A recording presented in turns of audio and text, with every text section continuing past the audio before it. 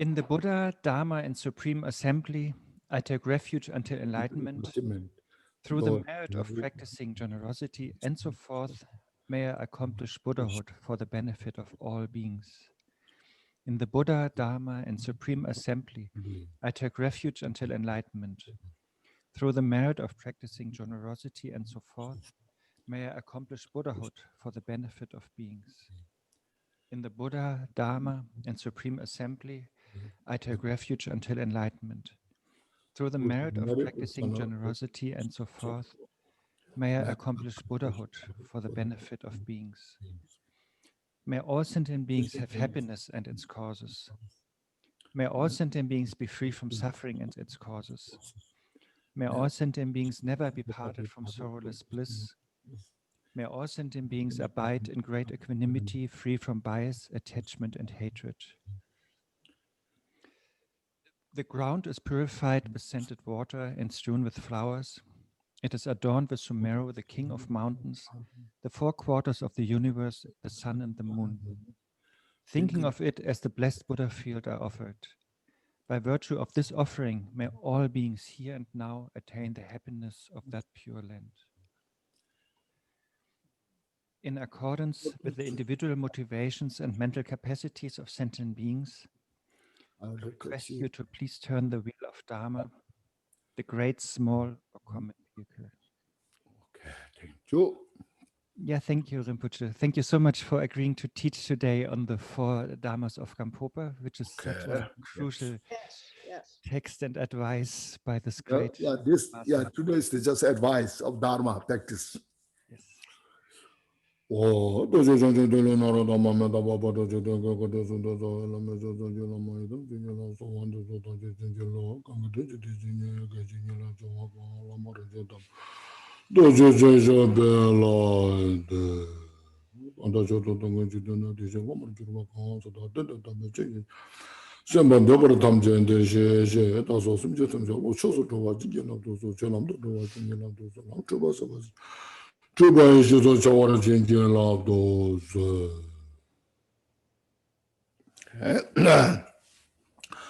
Hello, everybody.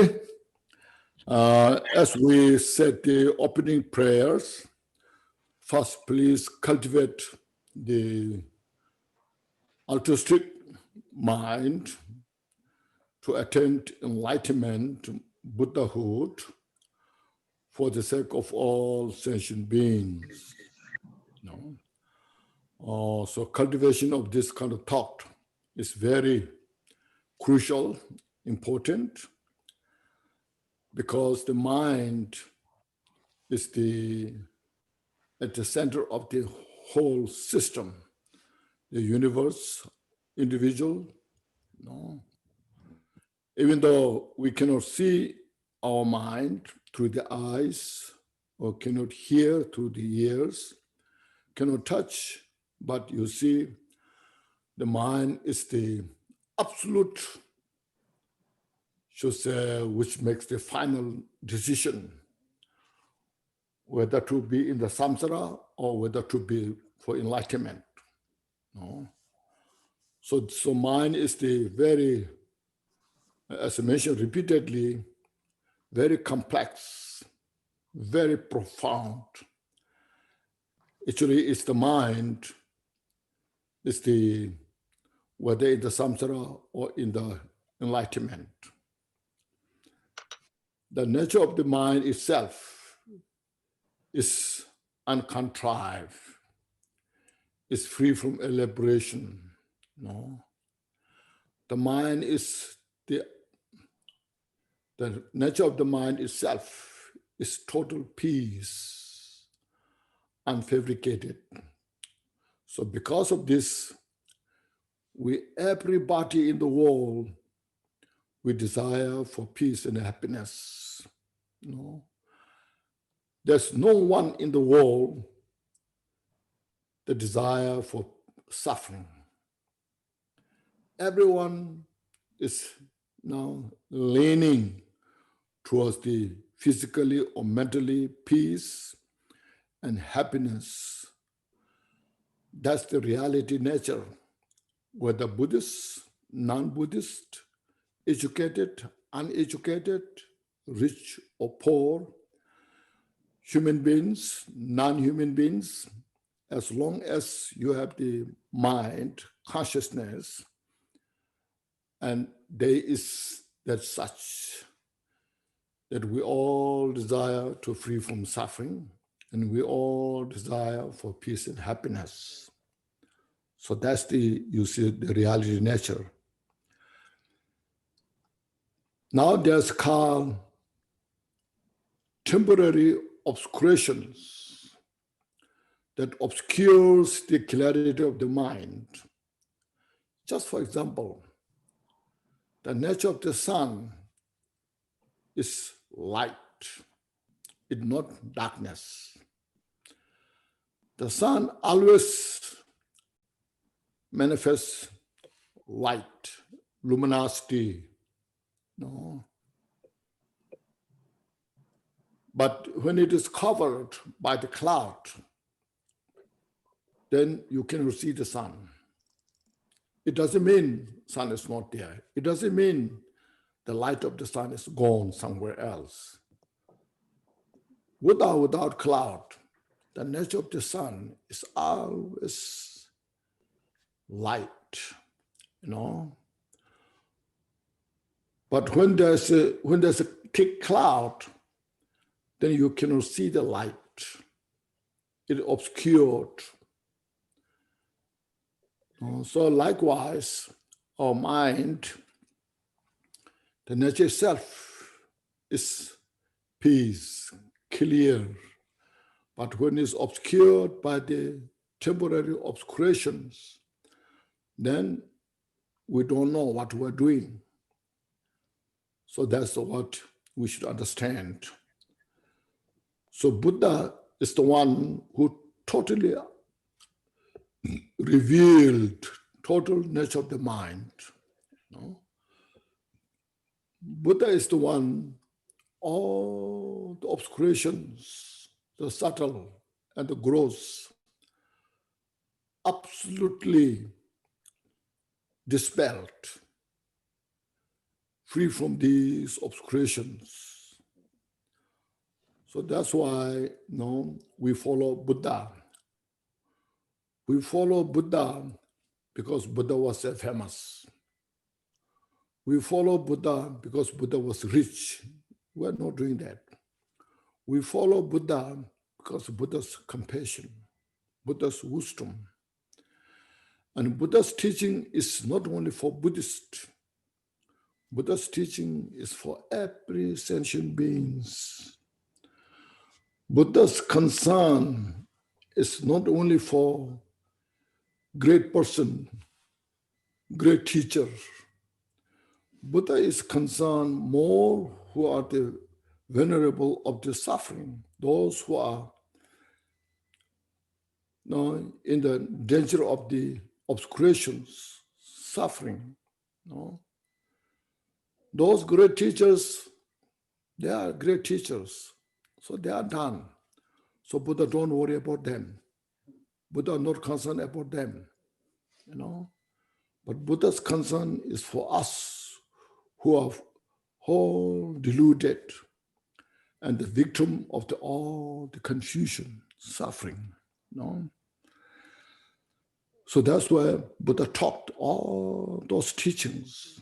Those teachings taught for every sentient beings. So Buddha's teaching is universal. It's not a religion. What you believe, not believe. But Buddha's teaching is reality.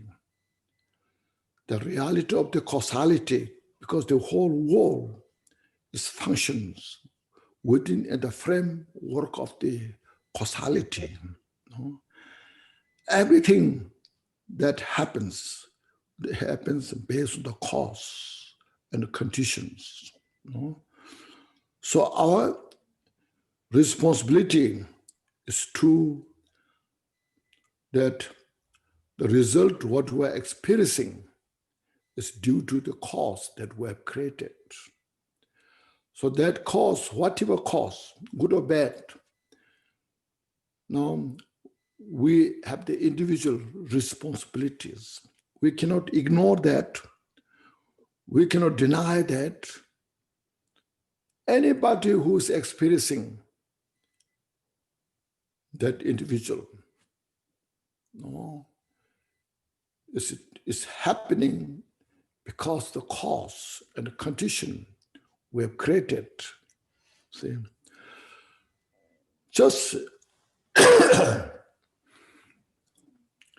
a cup of tea on your table. Look at that. You are drinking the tea, that you are experiencing the tea. The tea is manifested, is there, not out of cause and condition. The tea is there, is manifested, created out of many causes and conditions, you see. It's not a belief system, you see. It's the reality. It's the result of your action. Whatever tea, the cup of tea you want, through many ingredients put together, and you are drinking the cup of the tea, see. So we should understand that. If the tea is not good, we cannot blame somebody else. So I made this tea, but the tea is so bad, it's because of your problem. No, it's because you made that, you know. If the tea is not good, I am the one who's to blame because I created the tea and I'm drinking the tea. See? So like this, all the situations we're facing in our life is because of our cause that we have created.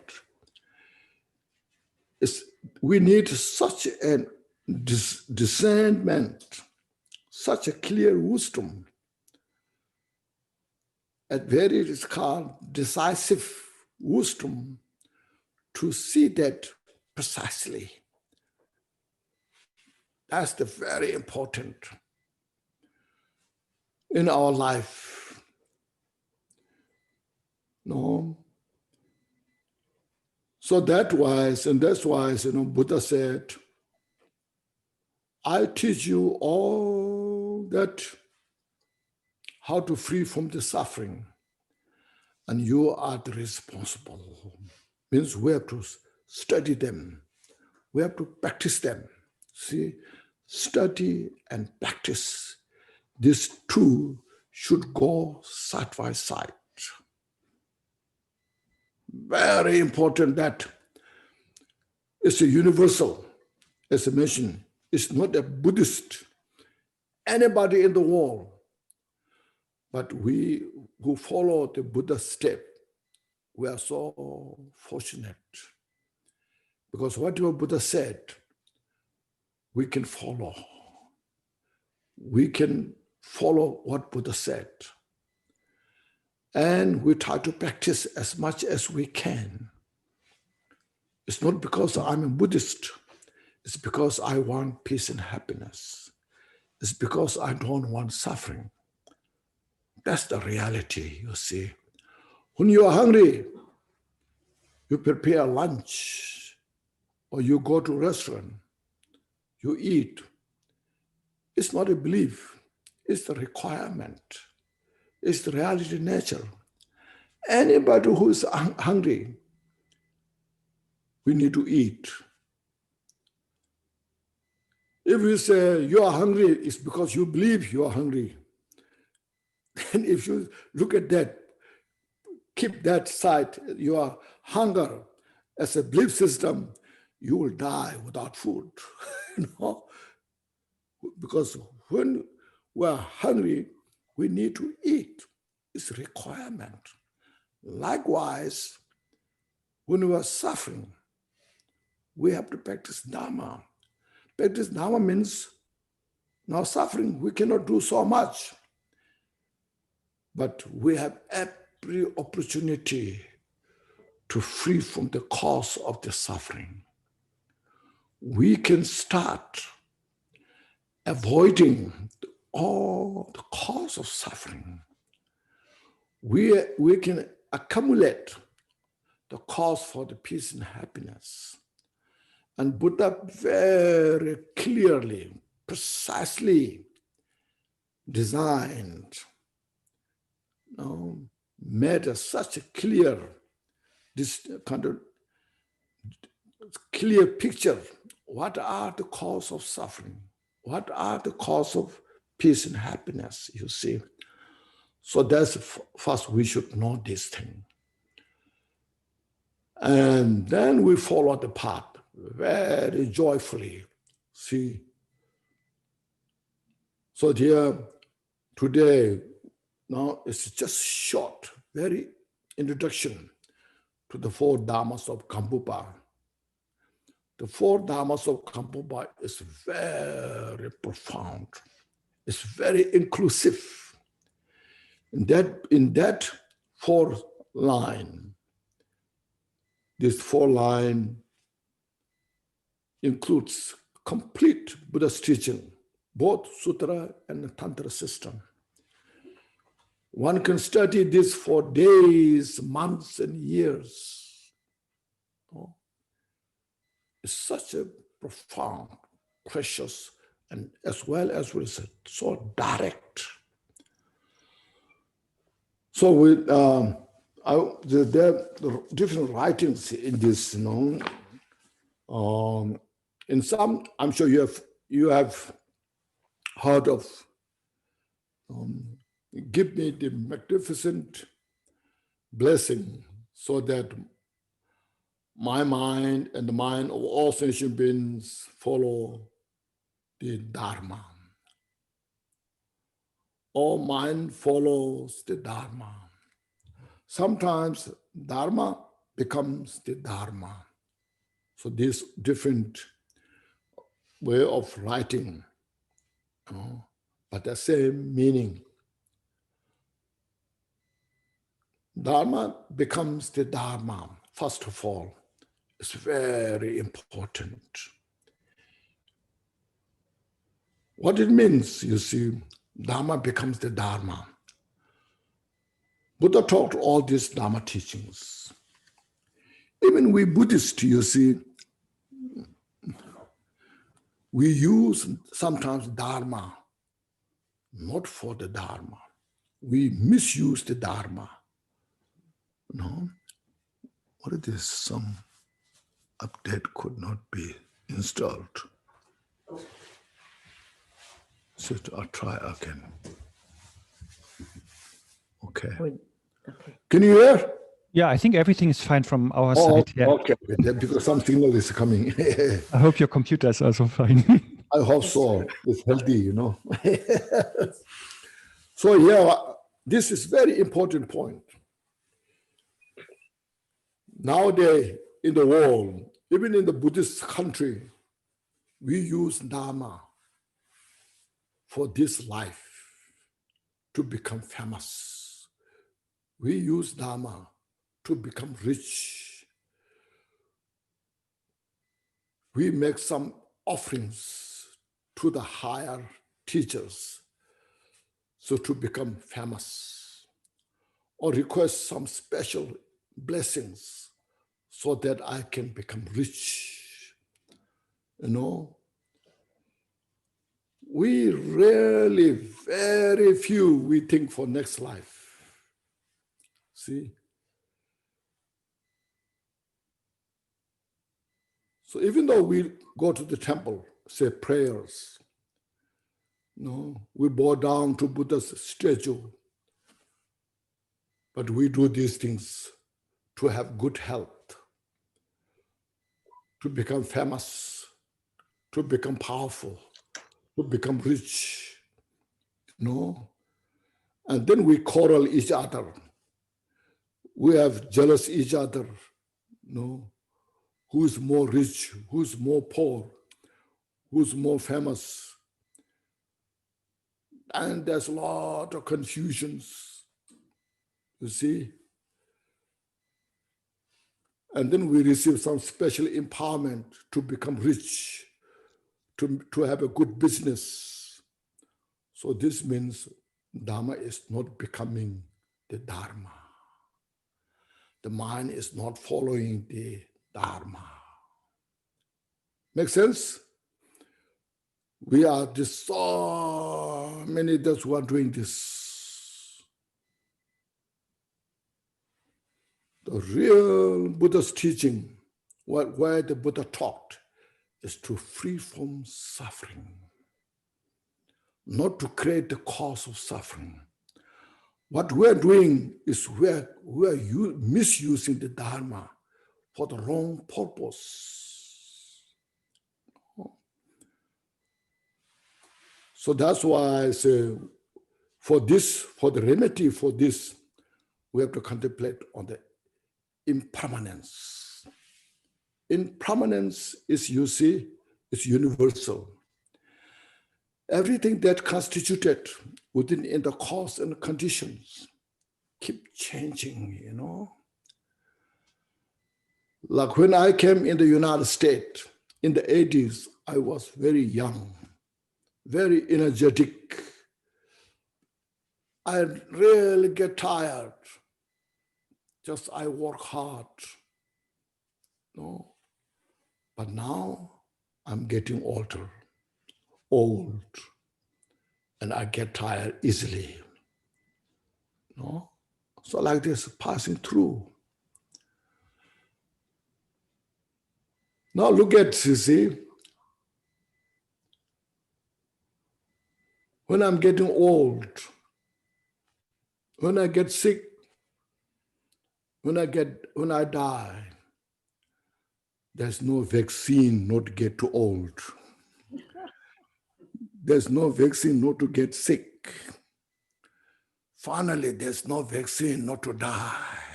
Okay? Everybody is facing this, but we don't remember. We should understand this.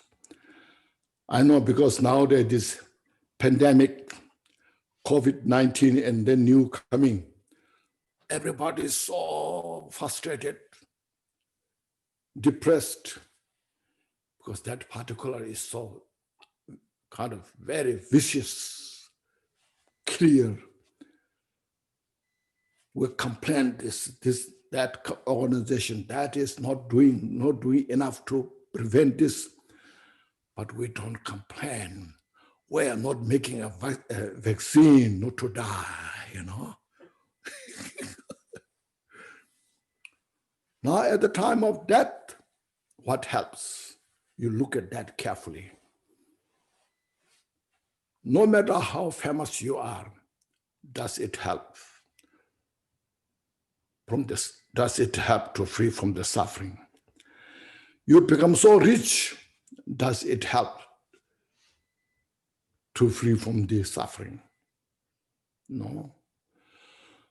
Now please don't misunderstand. Oh, Buddhists are so negative, so everything is impermanent, and then you don't do good things, not work hard for, you know. Of course, we have to do things what we need. No. We all have to eat. Without food, without wealth, there's no happiness. There's no joy in the life. That's why the idea of the practice of generosity, you see, comes from the causality. If one practices the generosity, it's the root cause to create wealth. Not, you know, I should say, not manipulating, no, not out of negative thoughts, but out of genuine thought. So when we do this, there is wealth, there is real joy, there is a peace, you see. So Buddha looking at the causality. As mentioned, Buddhism is not a religion. is described, teachings all about causality, you see. When we talk about impermanence, it's not a negative thing. It's the wisdom to wake up. So don't attach too much to this life. Because as today, we want peace and happiness. We want that same for tomorrow. As this year, we want peace and happiness. We want peace and happiness next year as well. So that's why there's a lot of preparations. Like the governments, they do meeting, discuss. So in the next 4 or 5 years, what we should do. No? Next 4 10 years, what we should do. Planning, But they may not have such a decisive wisdom. They are smart. No? They are smart. And they have the afflicted wisdom, not unafflicted wisdom. Because of that, they cannot plan so well. And they don't know complete causality. Because of that, they have to change all the time. When something's happening, they have to change. But Buddha's teaching, you see, totally obvious, clear. Buddha taught the teachings 2,000, about 600 years before, still so fresh. There's nothing to change. We just need to study them and apply ourselves and practice. That's why I said, you understand now, Dharma follows the Dharma, or mind follows the Dharma, or Dharma becomes the Dharma. You understand what that means, you see, not just only to this life. Now what makes all the suffering, see, you understand that what makes this suffering is because the delusion, The Nagarjuna once said, you see, Nagarjuna said, action produced from desire or attachment, aversion. The third is ignorance. They are non-virtuous, you see. Not only action, attachment, desire, they're one. Aversion, anger, hatred, and ignorance, they themselves are non-virtue, see. From that non-virtuous thoughts, then all the activities we performed, they're called non-virtue, see. They are the cause of suffering. See, look at this now. That's why we start with the altruistic thought, means mind with the absence of desire, absence of aversion, absence of the ignorance. It's clear. It's very, very important. That's what it's called Dharma practice is about. It's not that like a lecturer, some lecturers, they study Buddhist philosophy for years, and they're very expressive. This is what Buddhists believe. This is a Buddhist belief, everything is in emptiness. Buddhists believe everything is suffering, Buddhists believe reincarnation, it's all like Buddhist system. It's not just something like lecture that. What we Buddhists have to follow is the practical approach. So that's why when Buddha said that, as mentioned at that time, 2000, about 600 years ago, Buddha's taught, the Buddha's teaching, the taught. There are these three poisons are the cause of suffering at that time. Still now, in this 21st century, they are the cause of suffering. Now look at in the world, the news has become so obvious, clear everywhere. Those individuals who have such a selfish, the self-arrogance, which is based on the ignorance, how much suffering is there? How much suffering is there for themselves, and how much suffering is created for others? So these three poisons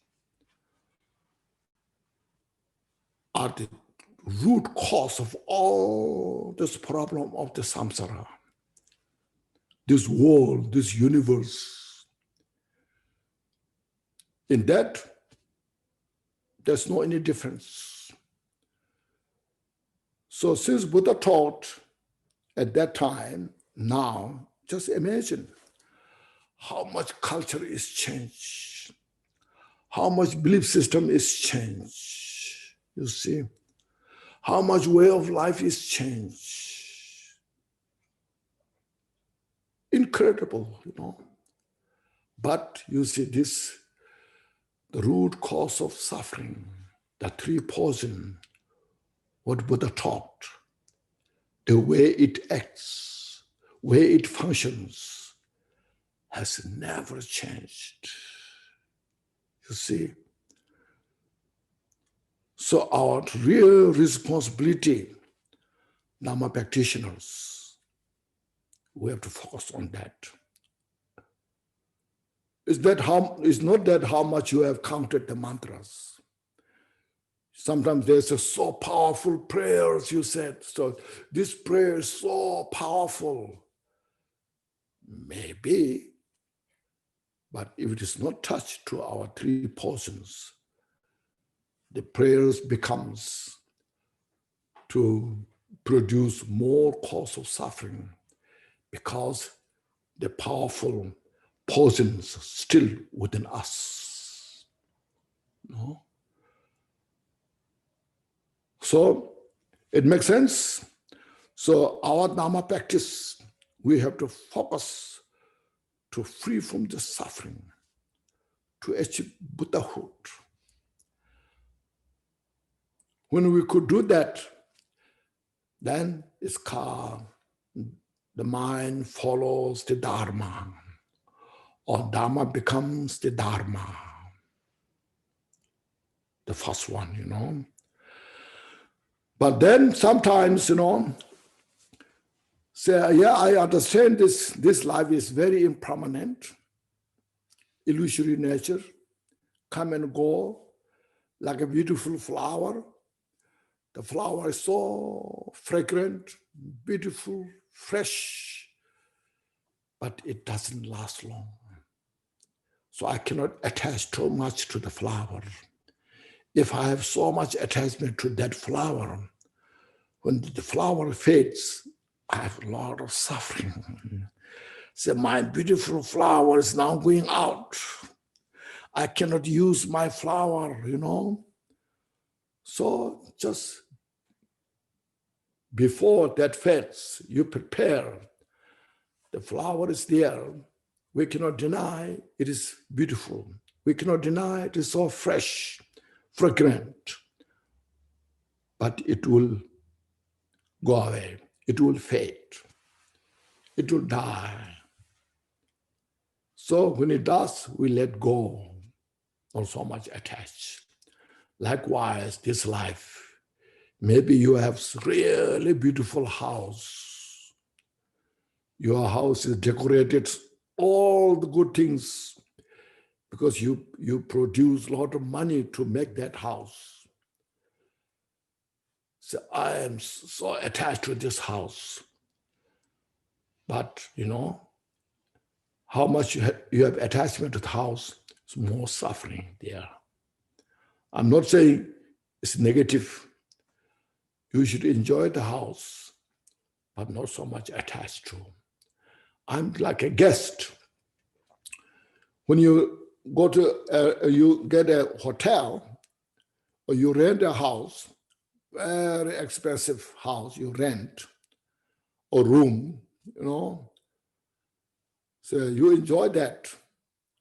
And how much you paid for the rent for 1 week, for 1 month, for 1 year, you have to enjoy that. After that, you have to go.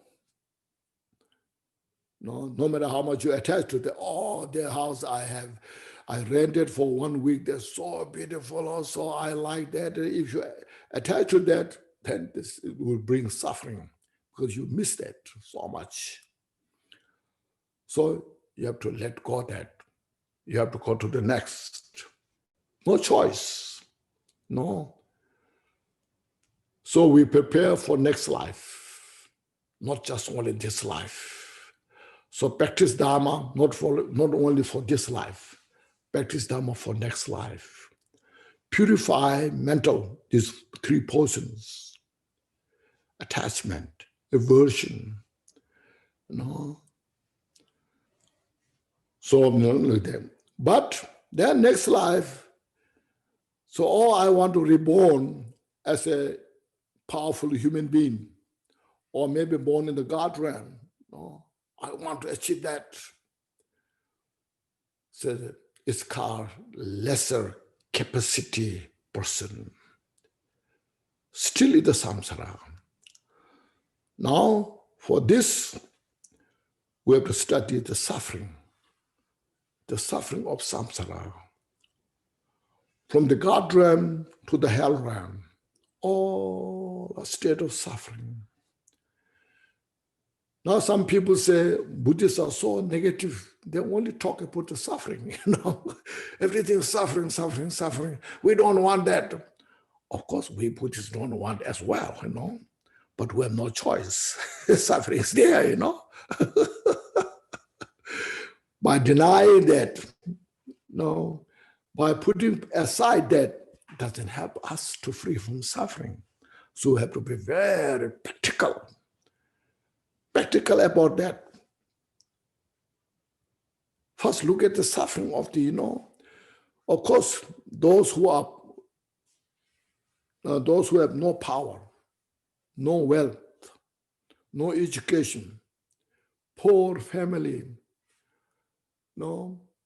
they are victim of the suffering. You see, their suffering so obvious, clear. But there's a rich who live in the very expensive house.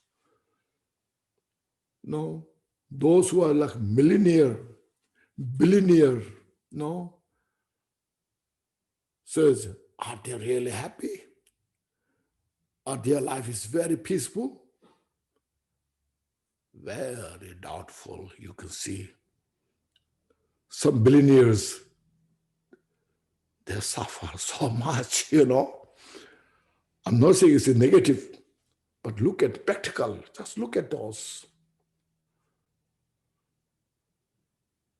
So, suffer in the samsara, what is saying is Buddha's wisdom is complete, Buddha's wisdom is causality of samsara, causality of nirvana.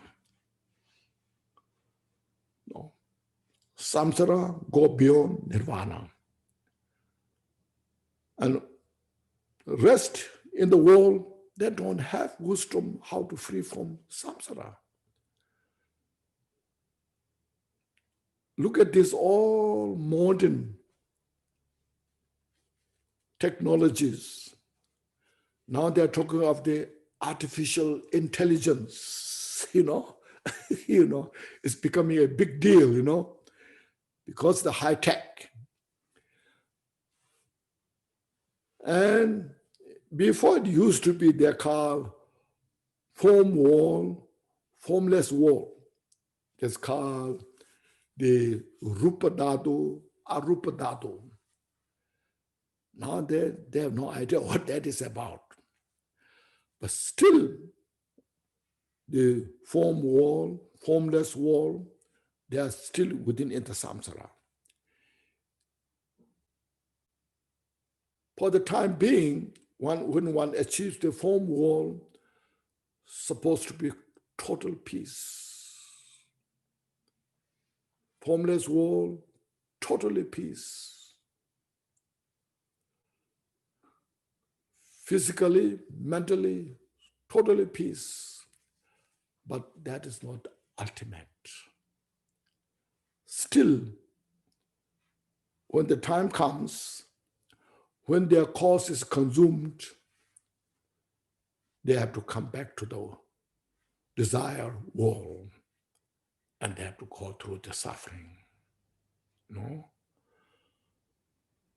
But those individuals who want to achieve form world, formless world, in the desire God realm, so supposedly there's so much joy, happiness there. If one achieves that, as a mission, if you want to achieve that, if you want to join that kind of reality, still not free from suffering. Say, today I'm so happy. I have a wonderful food to eat, good place to live. That doesn't mean I'll be happy tomorrow or next year. No. So what should I do? No. So that kind of person who is attachment to this kind of reality, nature, is called lesser capacity person. Now seeing the suffering of the samsara, now just wants to free from samsara. No. That's next is called the Dharma follows the path. See, Dharma follows the path. So Dharma becomes the path to free from samsara. But yet there are individuals who's not interested helping others. There's called Sharavakas, practicable Buddha. No? But it's not that easy to achieve that. We have a lot of preparation. First has to have such a renunciation. No attachment to the samsaric life. And through that, one achieves the shamatha, samadhi, karma abiding. That's the foundation. But as a mission, only shamatha will not help us to free from samsara. We need such a great wisdom. In Tibet, it's called Lakdong, Shine and Lakdong, you know. Lakdong, special insight, critical, incisive wisdom. When this shamatha and critical insight join together, it's called synchronized to karma abiding, shamatha, and the special insight gives the individual such a powerful tool to uproot the delusion. No? So our delusion basically is self-grasping. No, we call I, self. That's so powerful, you see, in the samsara. I don't want let my ego go. I want to preserve my ego, myself, because I'm so habituated. For life after life, I'm so patent on that. I'm so get used to that. It's called inveterate propensity. No? It's a pernicious attachment. difficult to let go. I'm so used to it. I'm with that, you know. But if you look carefully, where's my ego? Look at myself. Where? Intellectually, you will not find through the investigation. That's called thoroughly investigate. No, when you thoroughly investigate where I myself, what I'm attached to, with my body, with my mind, is on the head or at the heart, where you cannot find it anywhere. It's like a rabbit horn. Have you heard of rabbit horn? Okay, so it's called rabbit horn. It's called turtles. The turtle, you know, tortoise, hair. You know? The turtle has no hair. Rabbit has no horn. Same thing. The I is not exist anywhere, but we have the notion I, and we are so attached to that. So what I'm saying is through the critical insight, combination of this shamatha and wust special insight, you can totally uproot that. No, that's called imputed. The imputed habit attached to our self is totally uproot. That is the path we take to free from samsara. So that kind of practical application cannot achieve through the saying powerful prayers, cannot achieve through saying powerful mantras, you see, no? But you have to achieve through the practical approach. That's why Buddha taught this. Still, it's true. It's not a culture. It's not a belief system. It is a practical application. It's universal. No? It's not a Buddhist belief. It's not a religion. It's the way how things constitute within the causes and condition. No? So one is making effort to free from samsara. This is the path you take.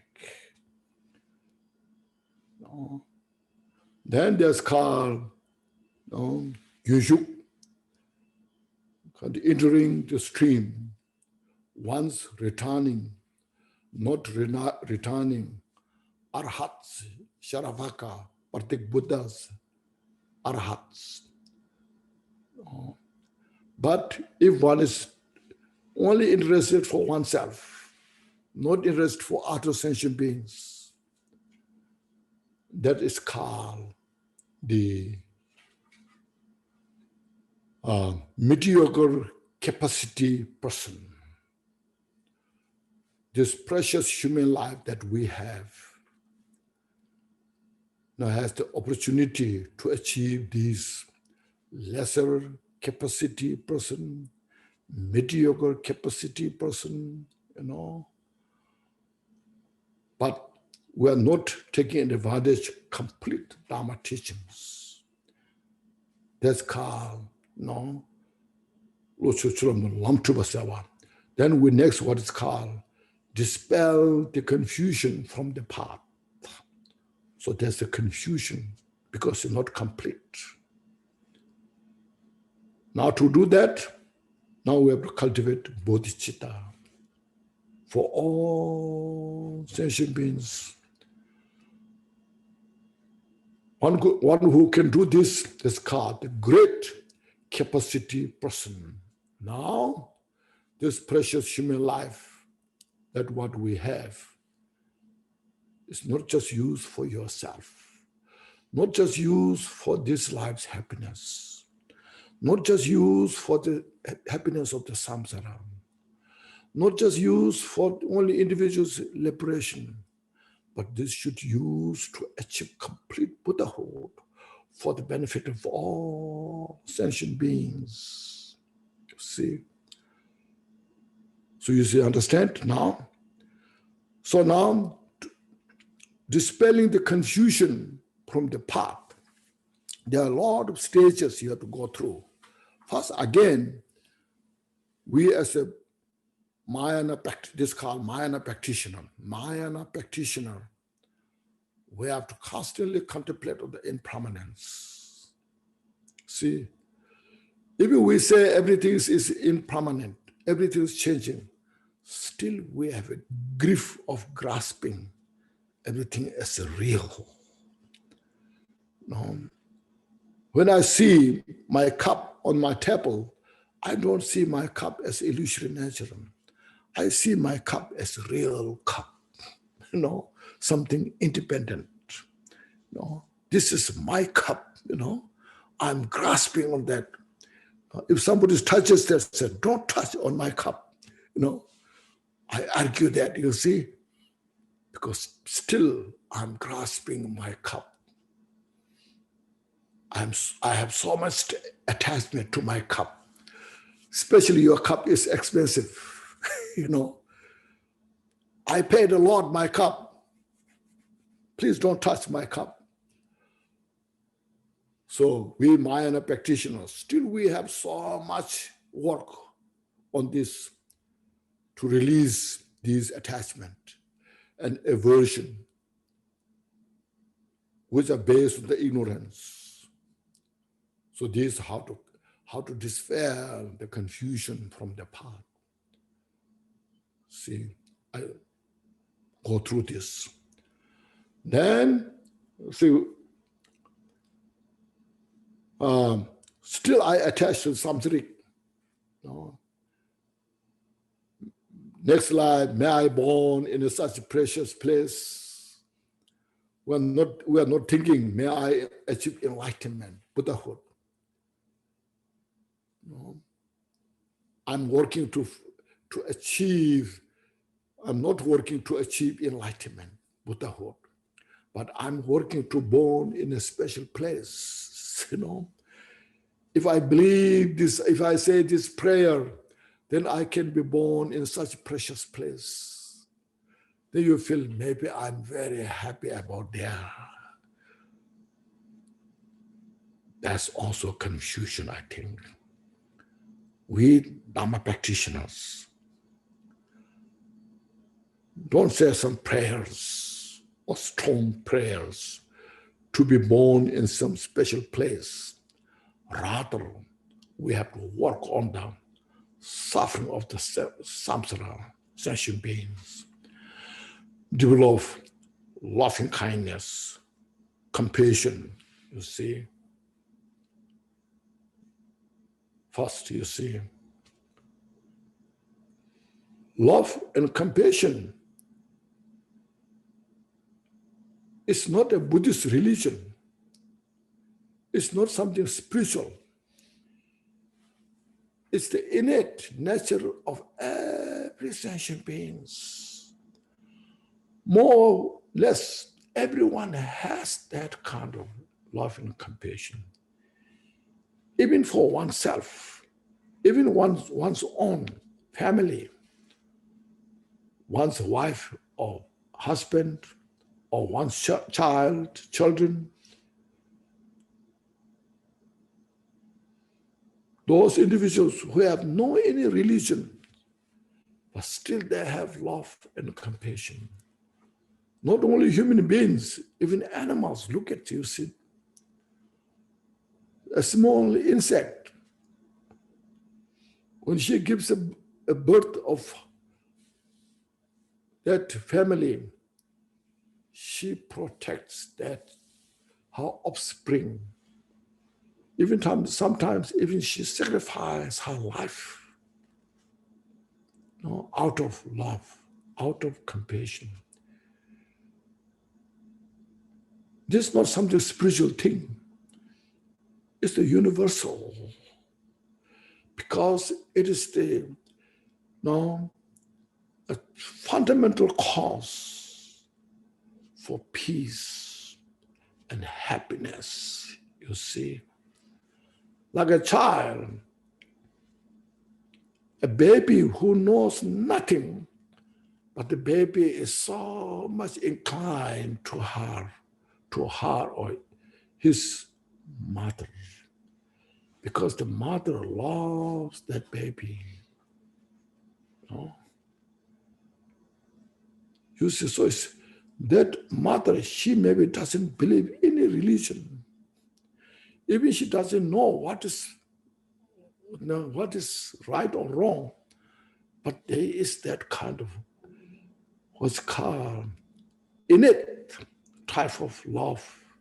She cares her baby. So seeing from this, love and compassion is a requirement in the society, in the world. You see, look at this, you see. So Buddha's teaching is from that reason he taught. So then he is giving a lot of different examples, how to love sentient beings. Look at your mother, who took care, who gave birth, who protect your life, who gave you education, who gave you all these possibilities. So look at your mother, develop love, compassion, and then from there you extend to all sentient beings, But in reality, look at you see, in the world, we survive because of others. Like here, I am living in a small house. I'm eating food, my breakfast, lunch. It's because of others. First of all, the farmer produce those food in the different places. And then the agent, they brought those food in that particular place. And then the storekeeper, the market keeper, they work hard to organize, and they brought the food in the store. And then we go to the store, buy them, and get the food. And then I bring in my kitchen. Then I prepare my breakfast. I prepare my lunch. So a plate of dish, look at that. It is the combination of many people that are involved. See? All those individuals, each and every, I have to count. And those individuals who involved there, everyone desire for peace and happiness. No one has desire for suffering. So I have to think that. So this product, a food on the plate on my table, is the products of many, many people that involved. And I'm enjoying that. So my life is sustained through these causes and conditions. Look at this, you see. Everyone works so hard. When it comes hot weather, you see how hot they are. When it comes to cold, how cold they are. They sacrifice the heat, they sacrifice the cold, and they work. And they made their living through this effort. And that I'm enjoying. So I have to think about that, you see. That's called Buddha's wisdom. Buddha knows these wisdom so precisely, you know. Look at this. So from there, I have to develop love. Because everyone desires for peace and happiness. Everyone sacrifices their suffering, their peace and happiness. Look at the world, you see.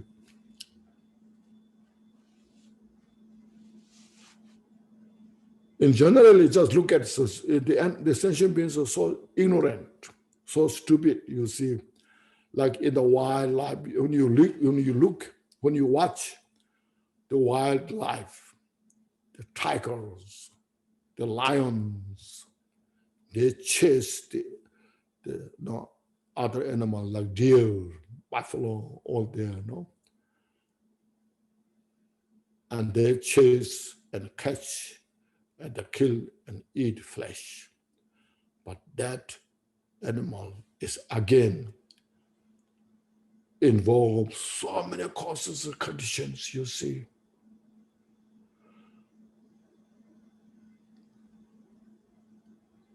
So both are suffering. The lions, the tigers, they are creating the cause of suffering. The predators, they are creating the cause of suffering. Others are actual suffering. Like this in the world, just we have to see now this, that's what's called causality. This is very important. That's why as a Buddhist teachings called everything is interdependent. In Sanskrit it's called Patita Samudapata. Nothing stands independently. So while I'm enjoying my breakfast, my lunch, I remember these, I aware these things and develop love and compassion. At least I say some dedication prayers. So my life that I'm sustaining is because of others' love and compassion. Now my development, love and compassion to others is a cause for peace and happiness. Look at this, you see. This is just one example. Then in the society, look at, you see, a country, the leader of that country, he or she is to become the leader of the country. That means all the people in that country, because of those people, that individual becomes the leader. No? So the leader should think, I become the leader because of the people of this my country. So we are interdependent. Without these people in the country, how I can become a leader? Just think, just go to the desolate place. There's nobody. Just say, I'm the leader. No? You say, who's leader? There's nothing to be leader, nothing to lead. You cannot lead the rocks, trees. No. So leader has the responsibility to look at all the people in the country, because all the individuals in this country, rich or poor, equally important. And I'm the leader of the country. See? So the leader has such great opportunity to develop the responsibility. The responsibility is based on love and compassion. So this is not a spiritual thing, it's the requirement. So when one who has that, there's real peace. When the leader has love and compassion, take the responsibilities, all the people in the country will respect the leader. Say, our leader is the best person. He or she works so hard for the people in the country. So the people has also responsibility to respect the leader. When the people respect, do all the good things that need to be done, their country is in much better shape. But if the leader takes the advantage of the people, misuse the people, then there's a suffering, you see. And also the people, without taking responsibility, always just complain. Then that also, you see, cause of suffering. So that's called interdependent, interconnected, you see. So Buddha taught these teachings, you see, how everything is interdependent. Now you can see nowadays you see all this high-tech communication, transportations. Every year now there's something coming new because of it's interdependent.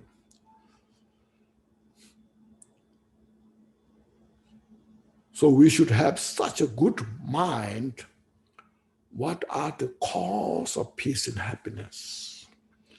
What are the cause of suffering? So that causality is called infallible. It's not a Buddhist belief. It's how it functions. Poison is a poison. It's not a Buddhist belief. Medicine is a medicine. Nectar is a nectar. We have to understand what is the nectar, ambrosia, and what is the poison. What's the cause of the ambrosia and what's the cause of the poison? We need to understand that. And we have to take care of that cause. Well, I want ambrosia, nectar, but if I create cause for poison, I have to face the consequences. So that's what's called interdependent, interconnected. Right, my right hand is right hand. Always will be right hand. My left hand will be always left hand. My left hand cannot become right hand. My right hand cannot become left hand. You see. But without the right, there's no left. Without the left, there's no right. It's interdependent. Samsara is a samsara. Through these three poisons, as I've been talking about, through these poisons, through these three poisons,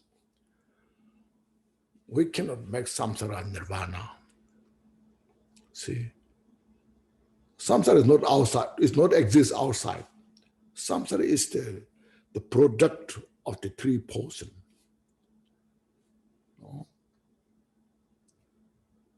So while I have these three poisons within me, I cannot expect nirvana. No? So it's the samsara. So it depends on the degree of these three poisons. The samsara becomes that degree of the suffering. It's interdependent, interconnected. See? So that's why Buddha first, develop love, compassion. First look at as I mentioned, whole my life, that I have is I sustain because of the others. So through this understanding, I can develop love, loving kindness to all other sentient beings. That's in the prayer you say, may all sentient beings have happiness and causes of happiness. You see, this is very important. First, these are more important, more profound than emptiness itself. So what is happiness? What is the cause of happiness? You see, what you are saying, may all sentient beings have happiness. What that mean? And then its causes, you see. What's the cause of happiness? We have to study them carefully. Look at, you see. So that's we exercise in the mind, in our heart. Then, after that, you say, if everybody is happy, if everybody is creating the cause of happiness, say no. Even though they want peace and happiness, they are suffering. So that's what it's come next. May every sentient being free from suffering and the causes of suffering. You see, look at that. What means suffering? Physical suffering, mental suffering. They want peace and happiness, but they keep creating the cause of suffering. As I mentioned, I'm grasping myself. That something, the self is something exists. Something exists independently. And all my actions are surrounded with this self-grasping.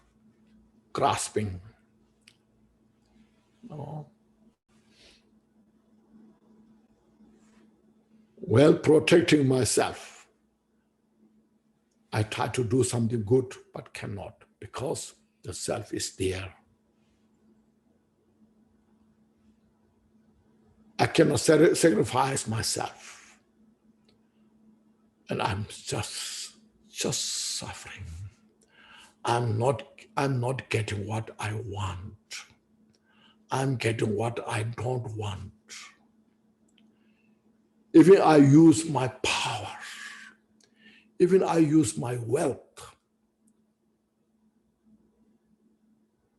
the suffering is there. No? So therefore say, may all sentient beings free from suffering and the causes of suffering. Then what are the cause of suffering? To look at that, as I mentioned there, the three poisons are direct cause of suffering. And all the actions, physical, verbal actions are involved the cause of suffering. You see, it's very clear. It is not a religious belief. It's the reality nature of the samsara. Even in the animal, look at, there are some animals who has less grasping for self. Sharing others, there's more peace. The animals who are very aggressive, dominates, then has so much sufferings there. Everybody's angry about that, towards that direction. Look at these things, you see. It's universal. In our community, look at the small community who has a genuine kind of love and compassion, who supports others. Everybody respect to that individual. We admire to that person. Oh, you are so good. You are so kind. Because it's a source of peace, you see.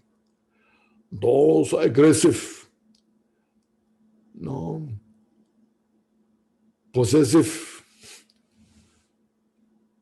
people run away because there's no peace, there's no harmony.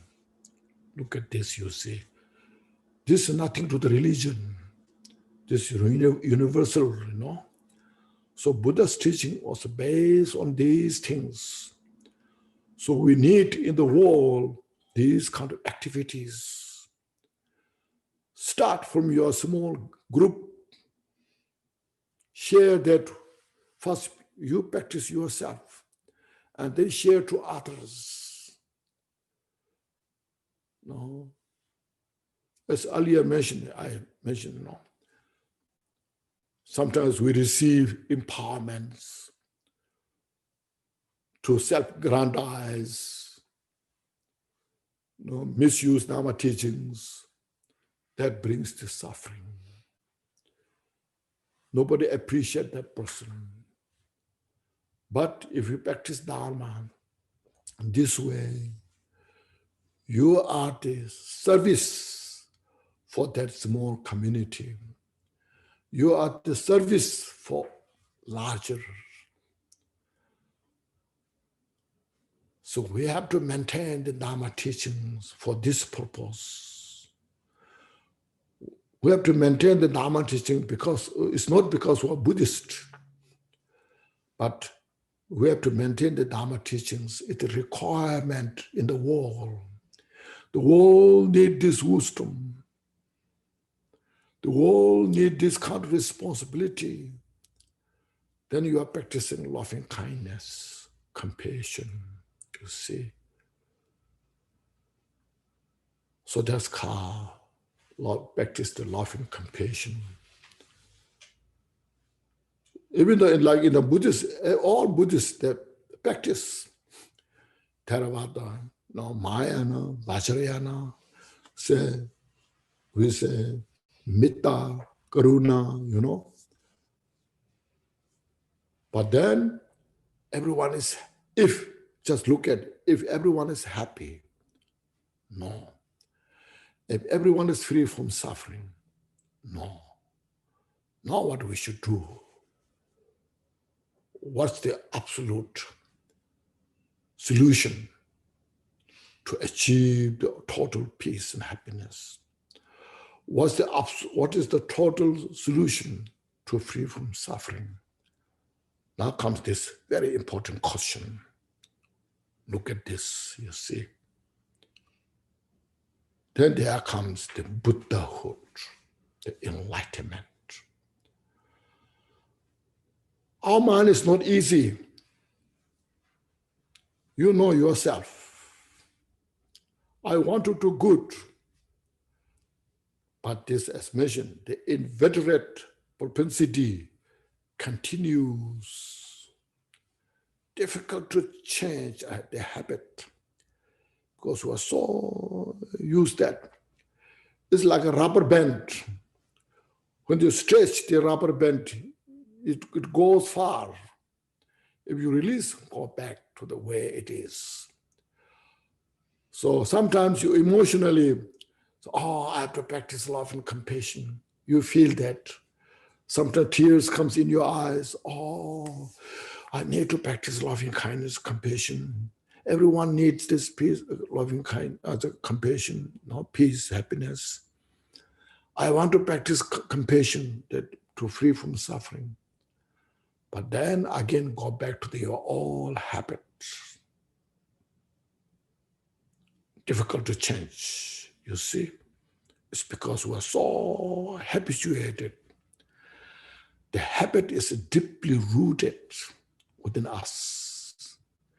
Their nature is empty, at the same time, is so deeply rooted. That's why we need reminding again and again, repeatedly in our daily life. That's called practice. Not just sit there, chant some mantras,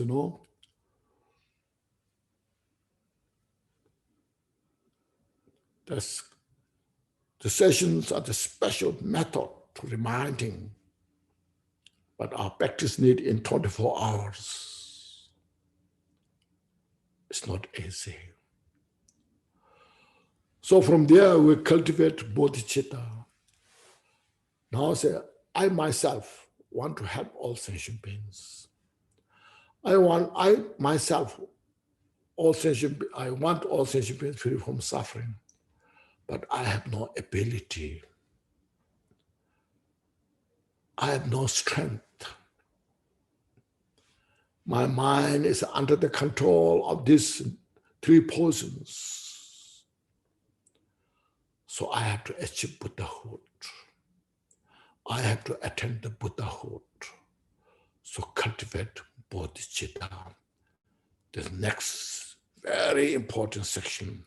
So that's why I say, to cultivate bodhichitta, need the support of the loving kindness and compassion, without which bodhichitta is not possible to cultivate. So look these things. So these are very important. First, look at the causality.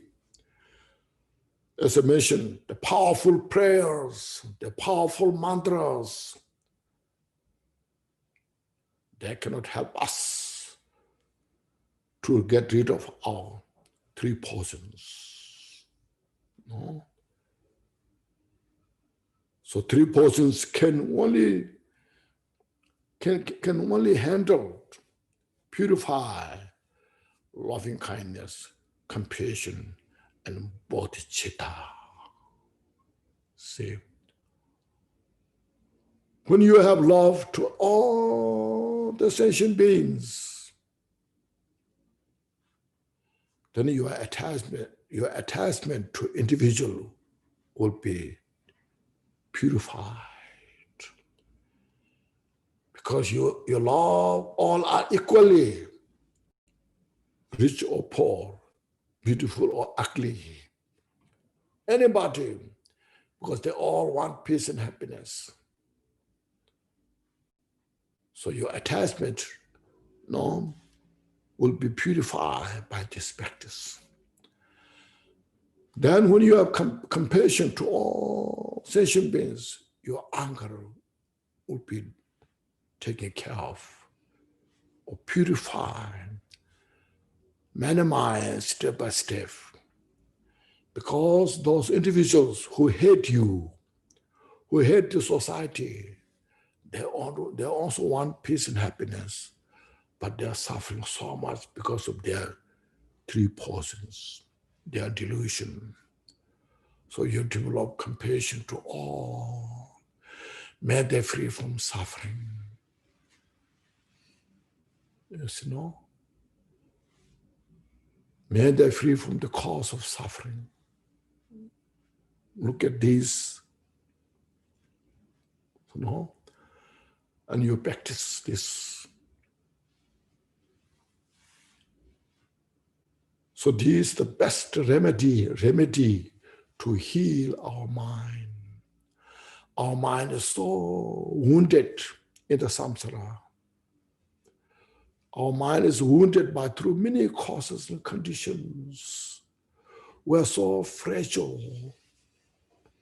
Very easy to lose our mind.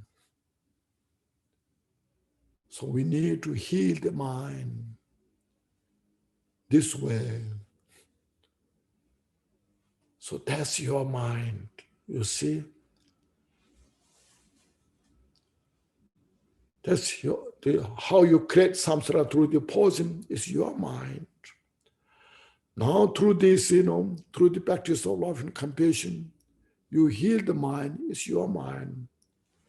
That's the best way to get the heal. Otherwise, sometimes we go to some great teacher. So and gives you some special empowerment to heal. That kind of healing is very, if it is possible, it's very temporary. No. Most cases difficult. But this way, if you practice yourself, love and compassion, this way, definitely your mind will be healed. So that's why Buddha said, I teach you, you practice. That's what it means, you see. Buddha gave all those instructions thoroughly. And now we have the responsibility to take that in our heart. And then we can become the Buddha, because we have the seed of the enlightenment, as I earlier mentioned. No? Like a diamond, the raw diamond, those was calm, who knows this, recognize this is a raw diamond. The raw diamond we cannot use as an ornament because it's raw, it's ore. No? So that individual who recognized the raw diamond, then it polished all the details, step by step, polished it. And then it becomes the diamond.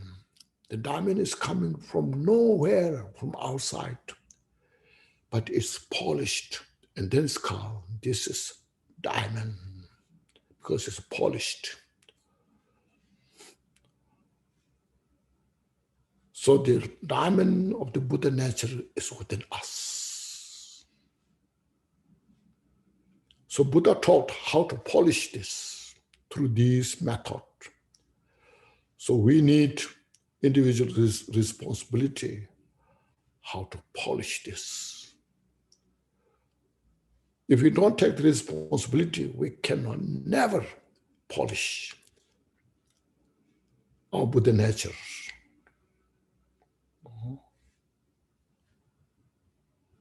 So we joyfully take the path. So I have the diamond in my heart, the Buddha nature. And these teachings I have special factor to purify all the obscurations. So I'm so fortunate. So I follow the path. Okay. You want to stop a little bit for a few minutes? Yes, why not 10 minutes break? Okay, take a 10 minutes, take a deep breath. And refresh yourself. Thank you so much. Banza Sato Samaya, Mano Palaya, Banza Sato Tenopa, Titanto Membawa, Suto Kayo Membawa, Subo Kayo, Anorato Membawa, Sorosite Meprayata, Sorwa Karma, Sudame, Sedana, Shreya, Kuru Hung, Ha ha ha ha, Bagawana, Sorwa Tata Kata, Bazarma Memoza, Bazemba, Ma Samaya Sato. Okay, please take a short break. That's so.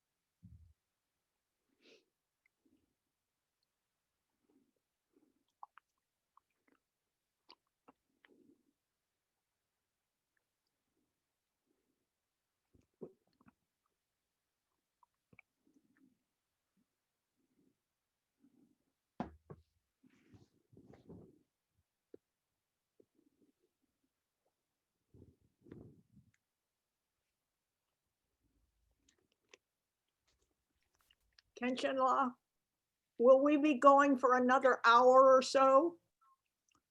Yeah, about, yes. An hour, great, wonderful. I'm It's loving okay. it. It's okay. Of course. I could listen to you all day and all night. Okay, we'll try that. Okay.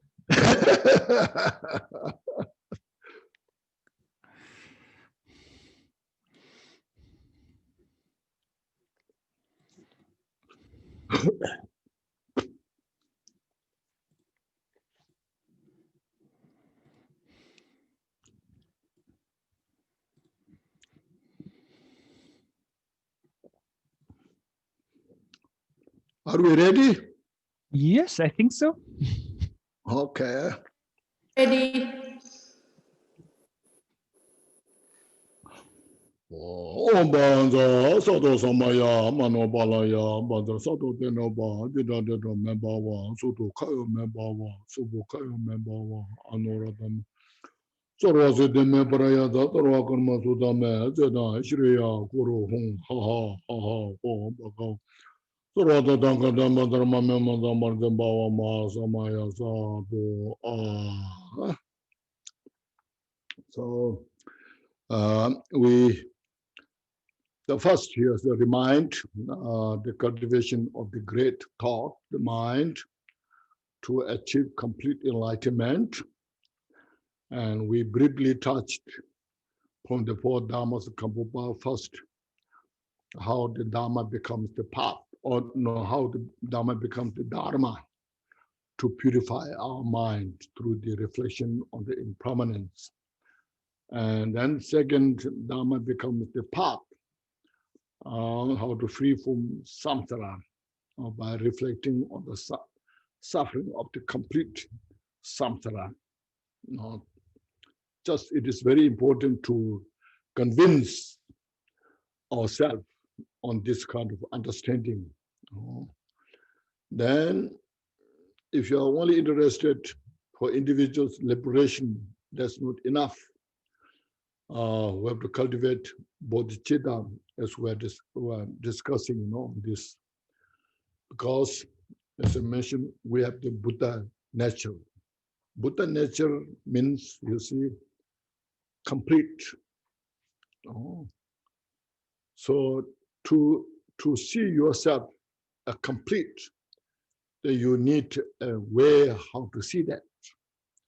So to see that way, Bodhichitta, as I mentioned, Bodhichitta is a universal thought, who is called a brave individual. To have that kind of understanding, you cultivate loving kindness, metta, compassion, karuna to all the sentient beings. Just look at in the Buddha's life, Devadatta, and that's called Gelong Lekpe Karma. There are many others, of course. They constantly create obstacles to Buddha's activities. Even Buddha, and Buddha always maintain love and compassion, never wavers. Look at this, you see. Some people think it is a sign of weakness, but it is a sign of the strength, courage. Buddha has no fear. No matter whatever obstacles manifest, no fear, just doing the right things. And then also you look at the life of Milarepa. When Milarepa was in the mountain, of course he didn't have human beings so much to create obstacles, but there's so many demons, maras coming creating obstacles, throwing rocks on the walls, millions of them manifest. But Milarepa never wavers, has never threatened by these. Instead, he just developed greater bodhicittas.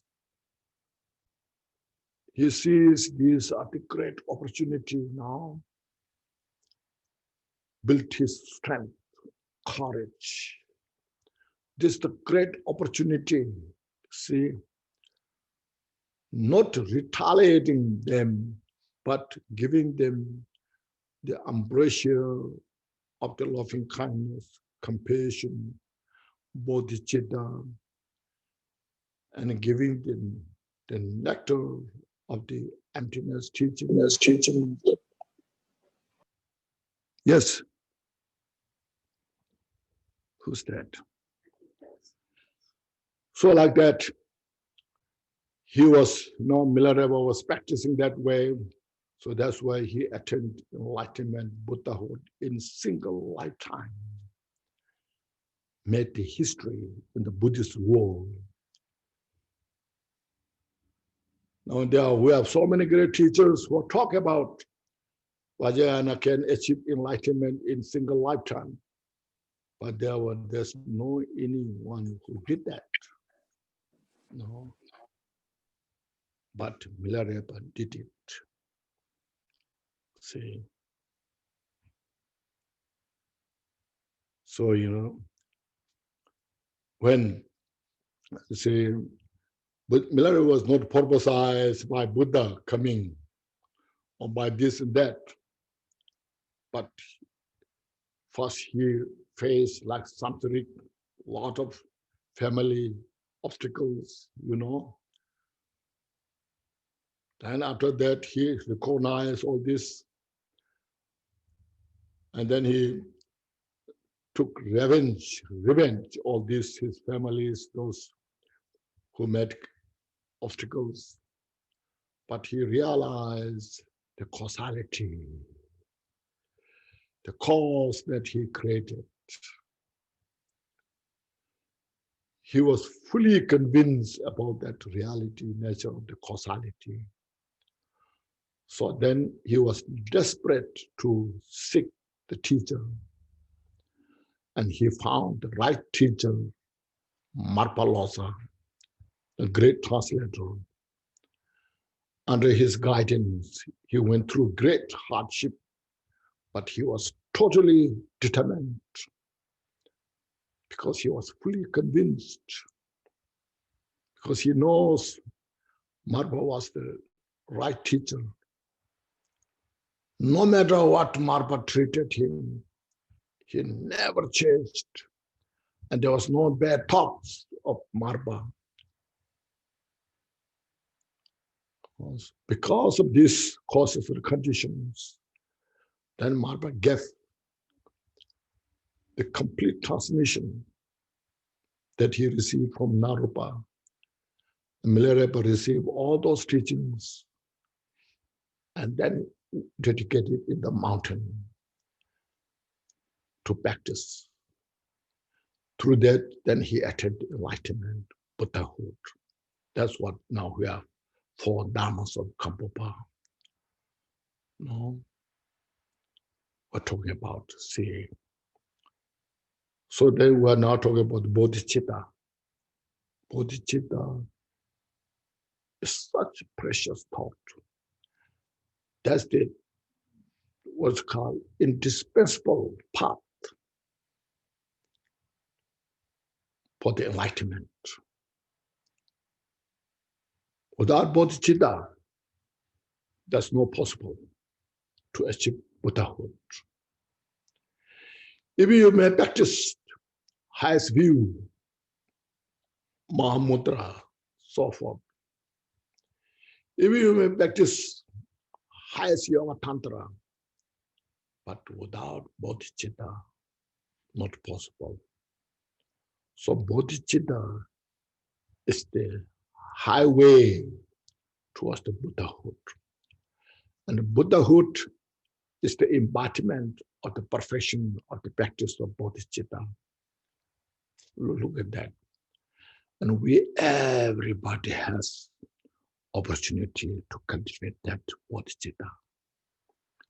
Buddha is giving Dharma to everyone, not some high leader of the lineage, not just to the leader of the, or who sits on the high throne, but Bodhichitta is given to everybody. Everyone has the opportunity to cultivate Bodhichitta. So you say, understand that. With a lineage holder, everyone is the lineage holder. If you have the ability, if you have the courage. Bodhichitta is the lineage from Buddha. And Bodhichitta is the lineage within you, but you just need to cultivate. See, cultivate within you,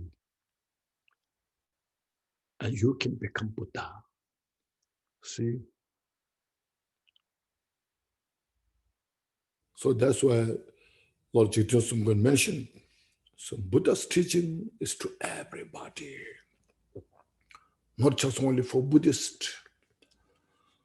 So, but we who involved in the Buddha's teaching, we have the every responsibility to maintain this precious teaching.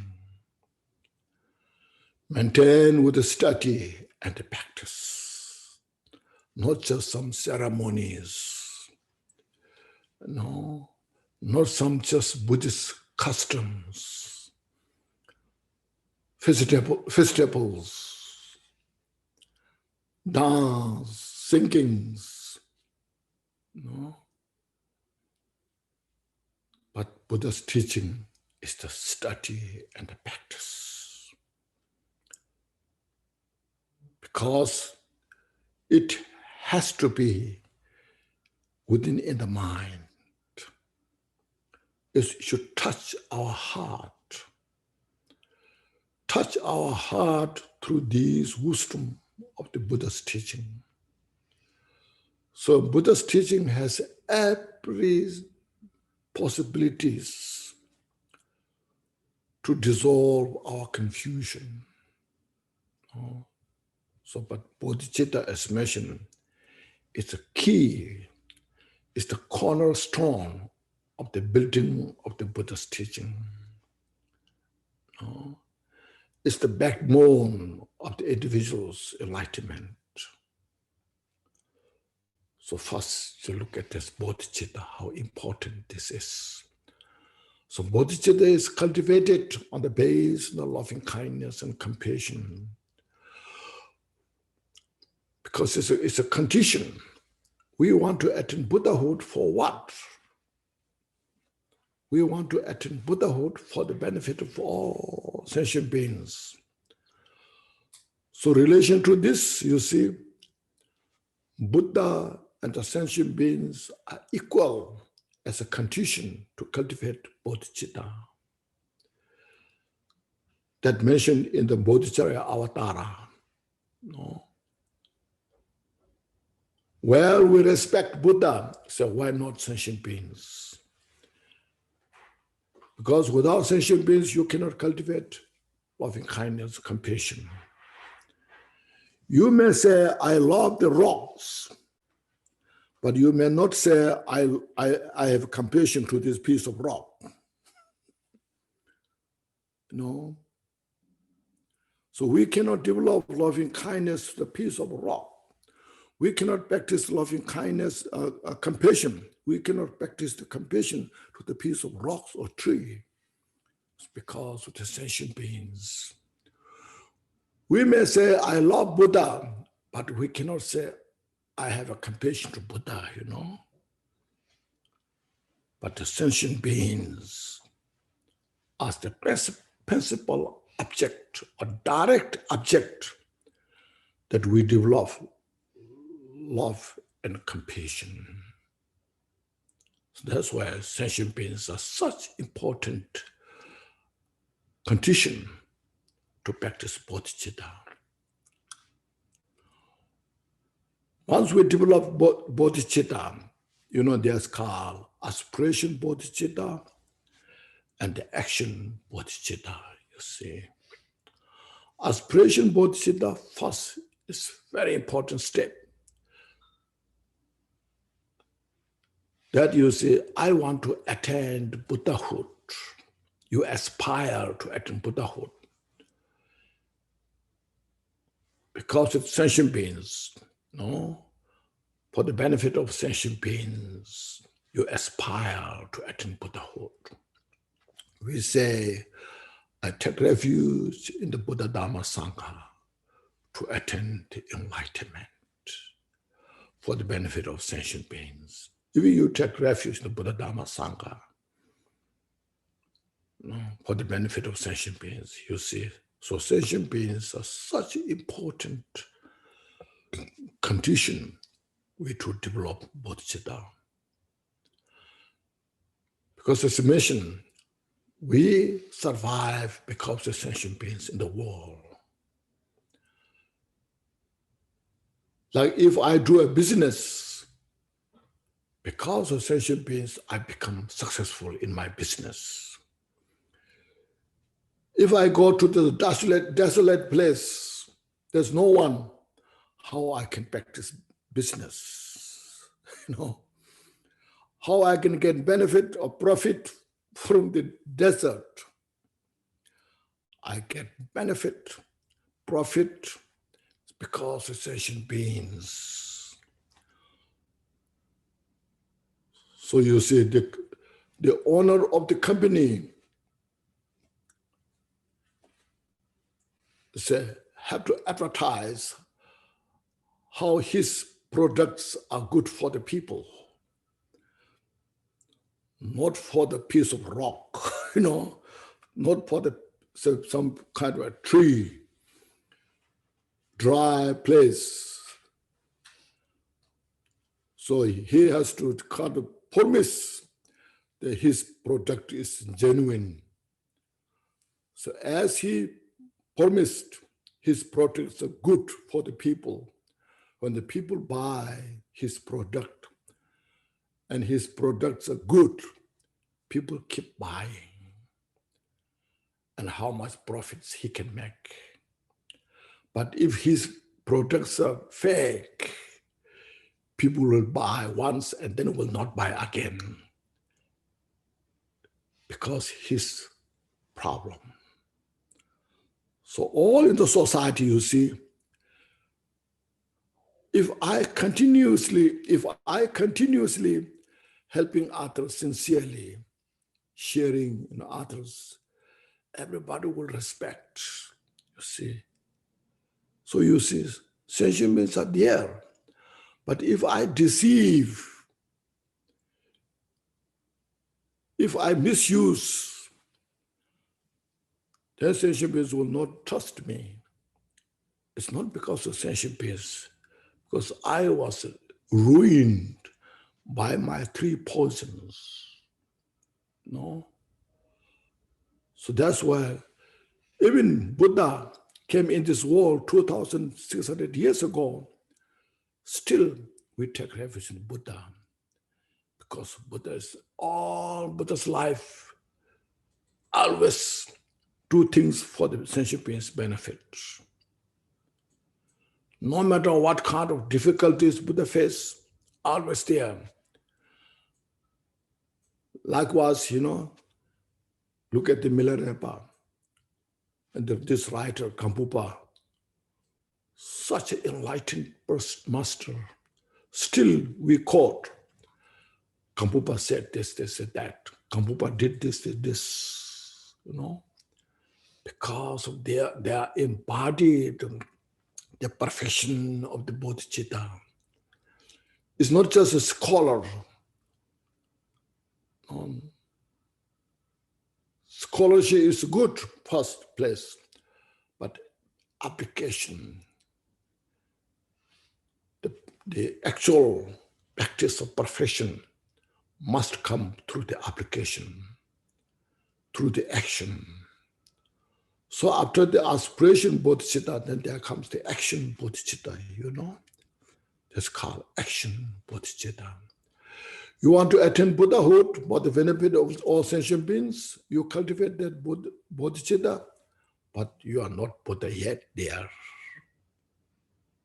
So we can say, yes, I have cultivated bodhicitta, but we are not Buddha yet there.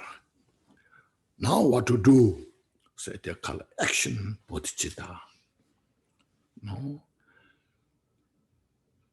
The 6 parameters. There are so many all Dharma practices, but there's called 6 parameters. So these are how to dispel the confusion from the path. Generosity is not just only giving wealth. Generosity is first purifying our mind attachment to the wealth, attachment to myself, no, my confusion. This all need to be practiced through the practice of generosity. Like say, giving wealth, giving fearlessness, you see. This also now I'm talking about, you see, sentient beings. How you can achieve perfection of the generosity without the sentient beings. Because sentient beings are there, you give. It's because of the sentient beings. So to you accumulate merit, you to purify your mental attachment to your things. The sentient beings helps you to purify that. So sentient beings are so important factors for our perfection of the generosity.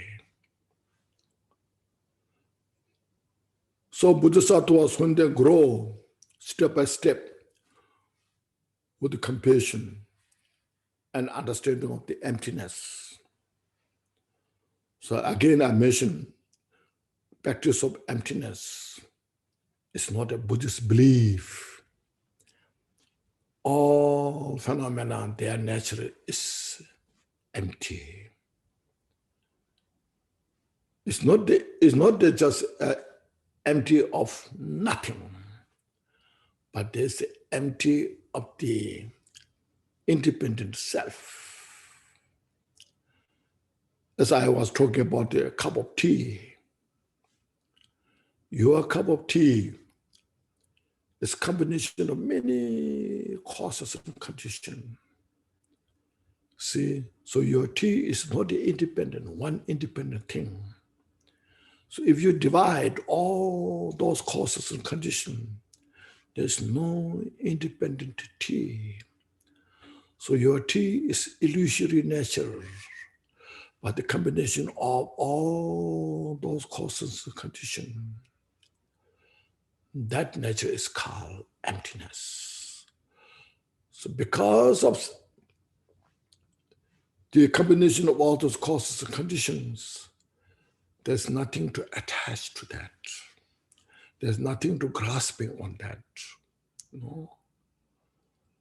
So the emptiness, when you practice emptiness, there's nothing to grasp, nothing to hold on.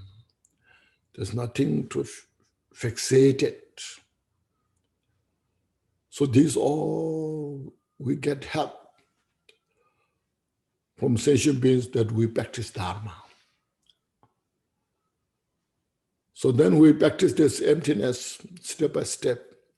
Right now, emptiness is just an idea we have because we have not realized.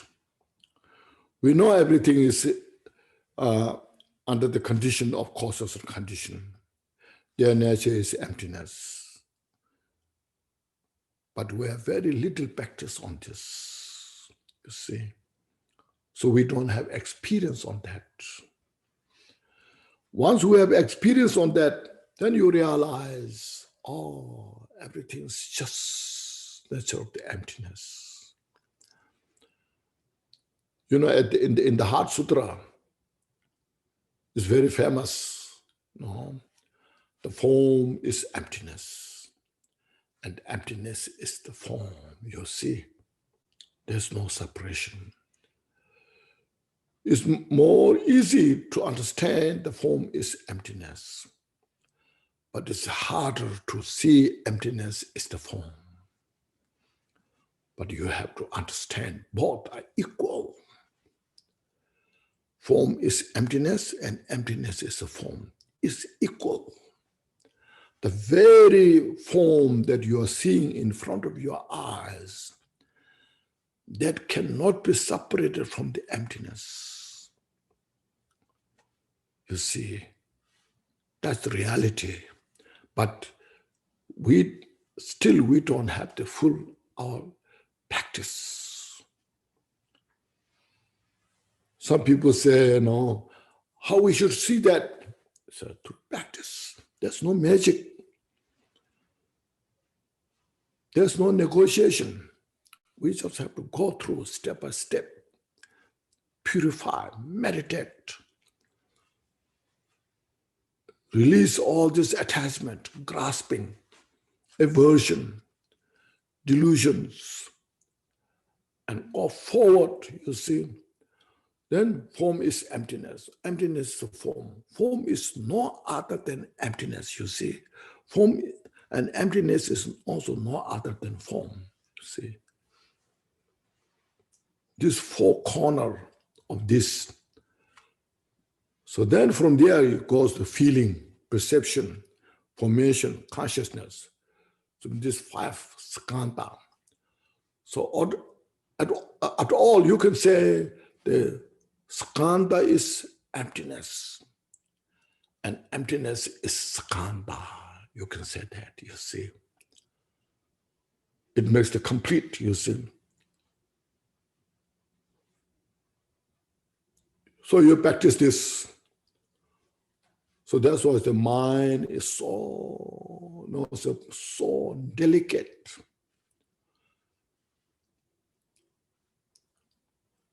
When you have, it's the mind when we have all this habit of the confusion. I don't see the form is empty. I see the form is real. When the form is beautiful, I have attachment. When the form is ugly, I have aversion. It's based on my ignorance. See? Now look at this, you see. Then I study a little more further. This form, what you are seeing, that you have attachment, is all just manifestation of many causes and conditions.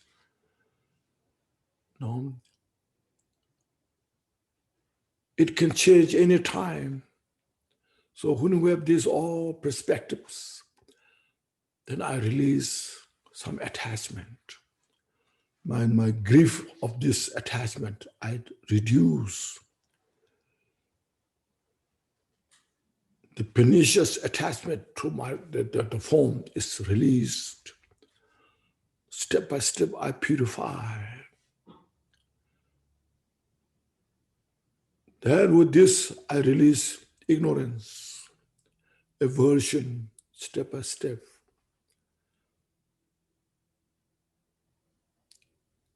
Then there's a possibility I can see the form is just illusory nature.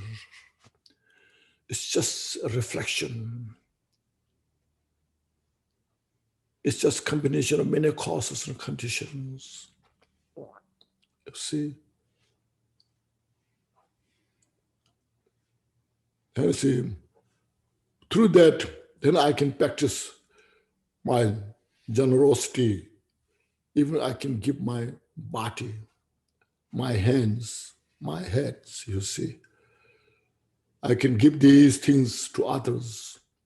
and I get the perfection of the practice of generosity, it's because of the sentient beings. So what I'm here saying, I'm saying sentient beings are as important as the Buddha to perfect our practice. Buddha is, we respect, we take refuge, because Buddha gave all these teachings. And now sentient beings, the actual condition makes us a good practitioner because of sentient beings. I can achieve the perfection of generosity because of the sentient beings. So that's why I say the practice of Bodhichitta, sentient beings are most important factor to achieve the perfection of my Dharma, my Bodhichitta practice. So that's called, as mentioned, action Bodhichitta.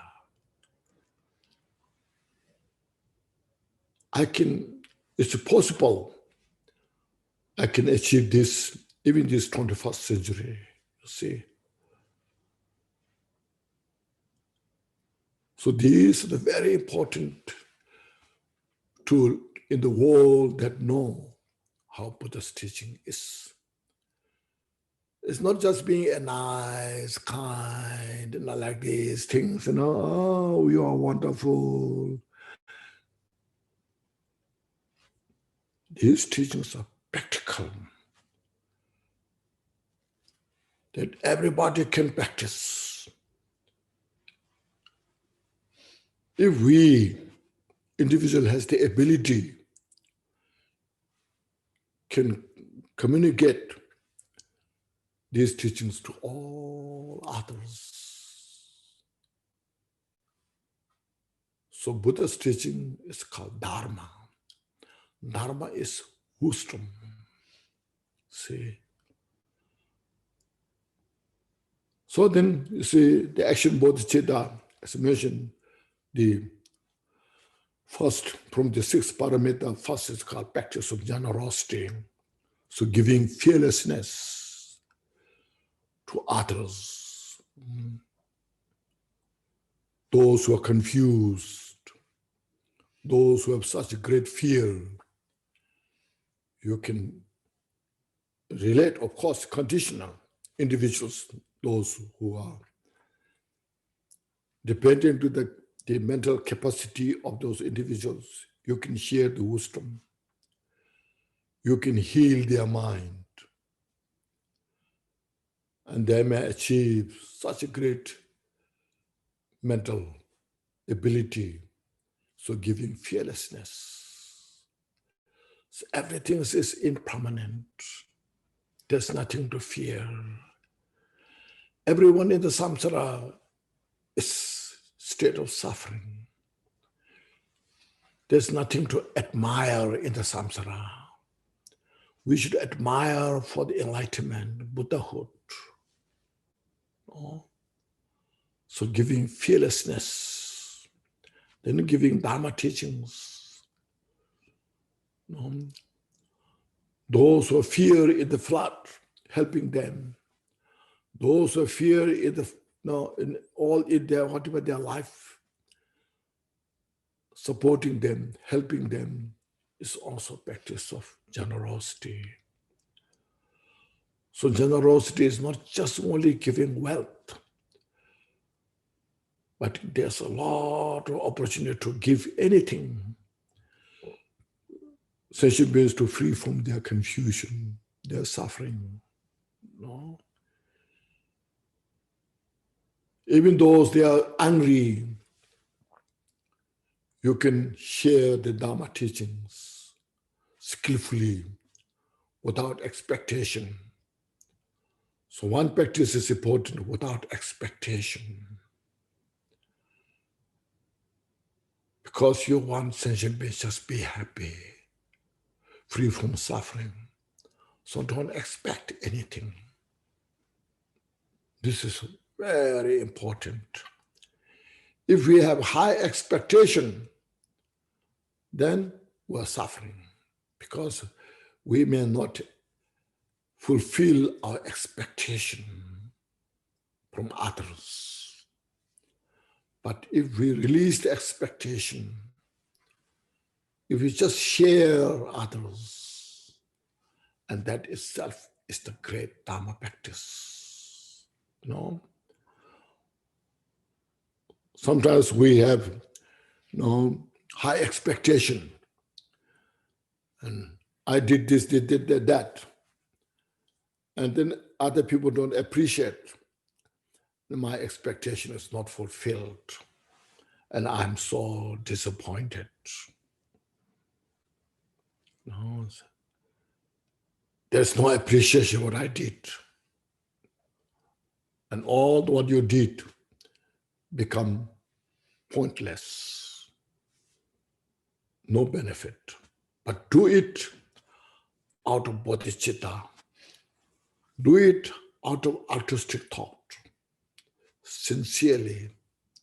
Whether others appreciate or not appreciate, doesn't matter. You done your part. Now it's their part, whether they appreciate or not. You don't expect. No? So there's free, you are free. No? Free of the expectation. This is one of the very important. So through that, you just need to maintain the Dharma teachings in the world. As I mentioned, not just through this kind of ceremony, not just prayers, not just chanting something, but through study, practice. Dharma survived until now because there's a benefit. You look at the history from Buddha until now. Dharma is not survived by chanting prayers, powerful mantras. It may last 1 generation, 2 generations, but may not stay too long. But we need Dharma teachings which can make sense in the society, which helps in the society. So this I'm just saying. So then is the next perfection is called moral ethics, morality. What means Buddhist morality? All the virtuous thoughts, actions are kept. All the non-virtuous thoughts and actions are purified. That's called moral ethics.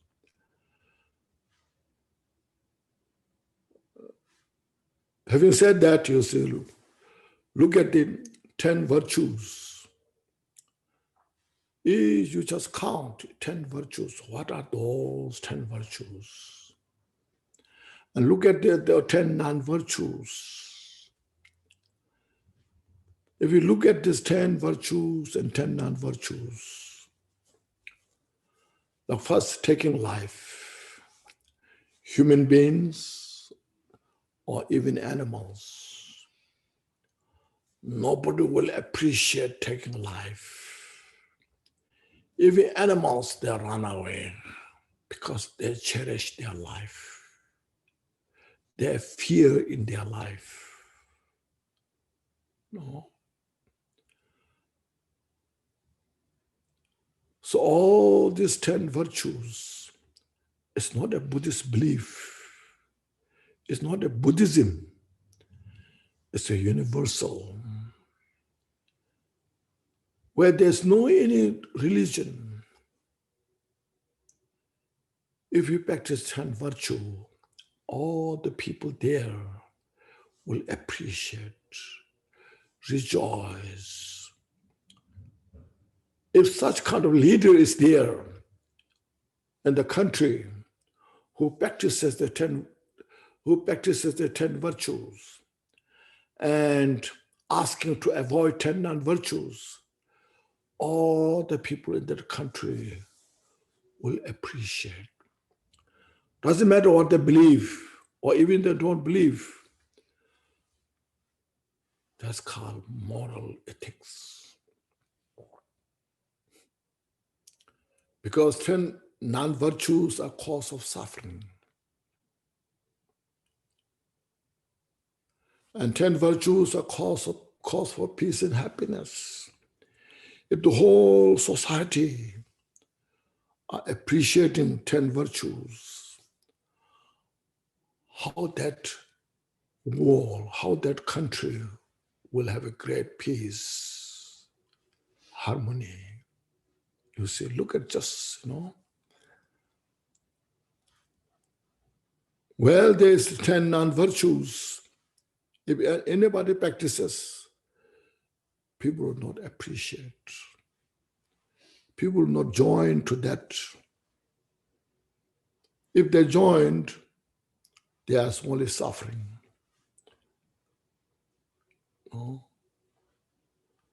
Some cult groups who has such kind of, that kind of confused thoughts, organizations, doesn't last long.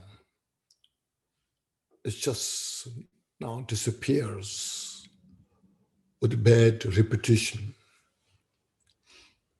See, look at this. So that's called moral ethics, morality. So Buddha's teaching, as I mentioned, based on the causality. Moral ethics is very important right from the beginning to the highest. Even Vajrayana tantric practice, the morality is the foundation. We have to have that kind of wisdom, understanding. That helps us to purify our mind. Basically, as I mentioned, we need to purify our 3 poisons, reduce these 3 poisons. So that's called moral ethics. And third, it's called patience. You see, patience relate to the, our Dharma practice when we have suffering, mentally suffering, physically suffering. We have to have a such first sense of wisdom. If it is worthwhile to practice the patience or not. There's some, so we go through suffering without any benefit.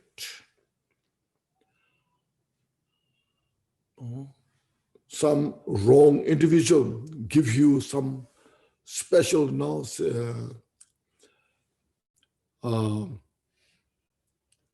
advice or give some instructions how to go through suffering and no benefit.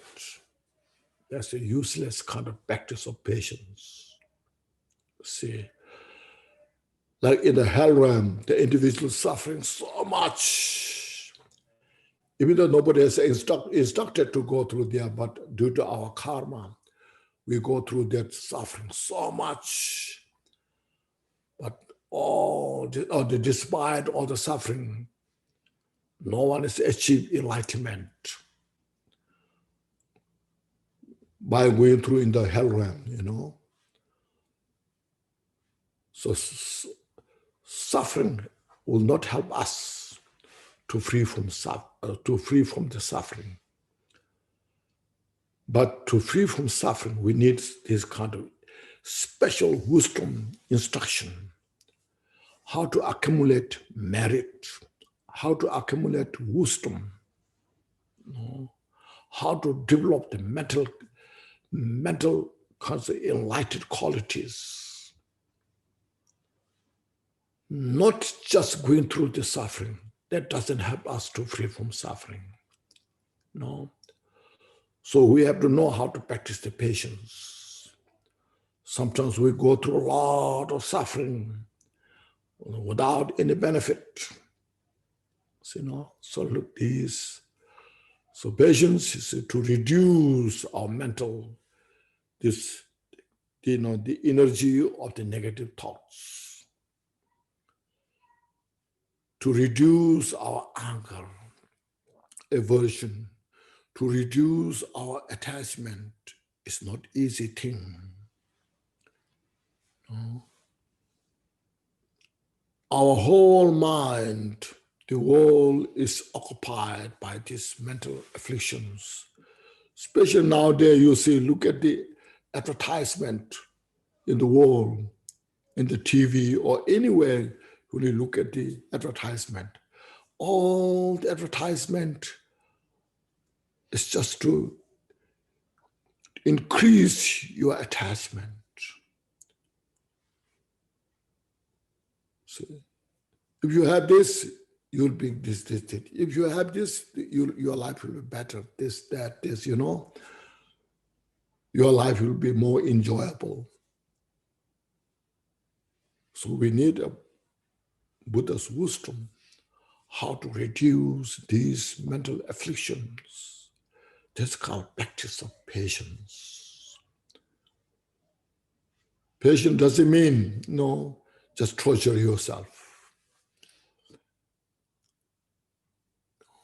So need such great wisdom, a skill, how to handle that. When that happens, when the wisdom is there, then even there's some difficulties, you go through joyfully. You practice it. So as earlier mentioned, loving kindness, compassion, bodhichitta are the indispensable to practice towards enlightenment. When we encounter confusion, problems, difficulties, you see, these are, as I mentioned, it's not a Buddhism, not a religion. This is the way, a method, how to free from suffering. It's not a belief, If you practice belief, if you practice the patience, I believe you will achieve enlightenment. It's not that. If you practice practically patience, you will be, not only before become Buddha, even at that moment, you can appreciate, you can achieve peace, happiness.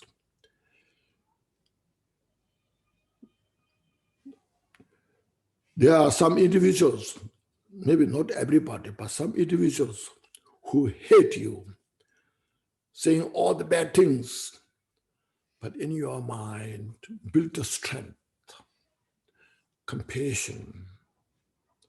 No, don't lose your compassion. Don't lose your strength, courage. And then there's a chance to that individual. Say thank you,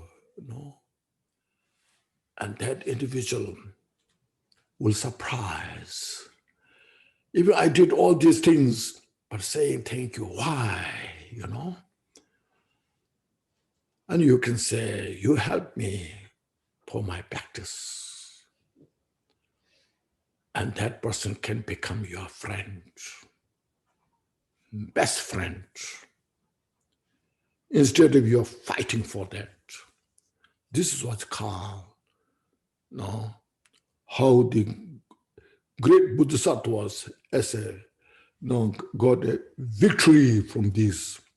That's why, like when you read Milarepa's life story, all those demons, Maras, host of the Maras, they just manifest and try to destroy Milarepa. And Milarepa, out of great wisdom, compassion, courage, and they all are just subdued, and they all become his disciple, you see. And such great Dharma practitioners, and Dharma guidance, you see. Something like this kind of is possible, you know. So anyhow, what Dharma practices our mental confusion, delusion, these need to be removed from our mind. That's called Lamtuba Seva, you know, the path, you know, the confusion dispel from the path. Means while you are taking the Dharma into the path, we practice this step by step. See? Okay, what we're doing, how we're doing. So this, then next, perseverance. We need joyous effort to practice this. And the fifth parameter is called samadhi, meditative concentration. We always, nowadays, the life is so hectic that the shamatha looks impossible. But you should practice in the morning, in the evening, whatever is possible. No. Bring your mind in the right place, take a deep breath. No. So everything is impermanent. Everyone is suffering. So develop sense of compassion, loving kindness. So this way, all these gross mental activities can handle more carefully, peacefully. And there's more possible to achieve more peace and happiness. That's called shamatha. Then next, wisdom, you know. So wisdom here now, next comes this, the fourth Dharma was called the confusion dawn as wisdom. The different, in Tibetan it's called tuba yeshiso sharwa. Tuba yeshiso sharwa. Tuba is confusion. Yeshiso sharwa. Yeshi here, wisdom, not just wisdom, it's called primordial wisdom. Dawn as wisdom, or dawn into wisdom. This is the, earlier we had those,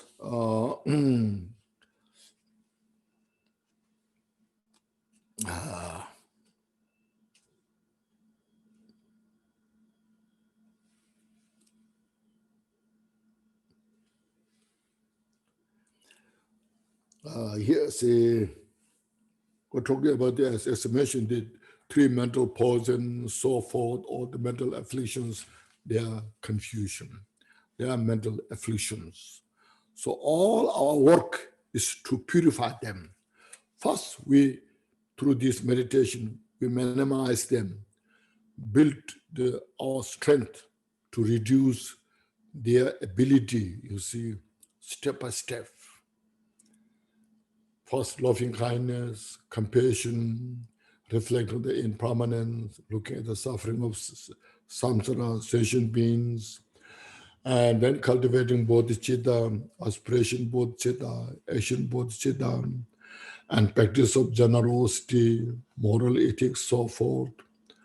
All our focus is just to reduce these mental afflictions, you see. See there. There one, see,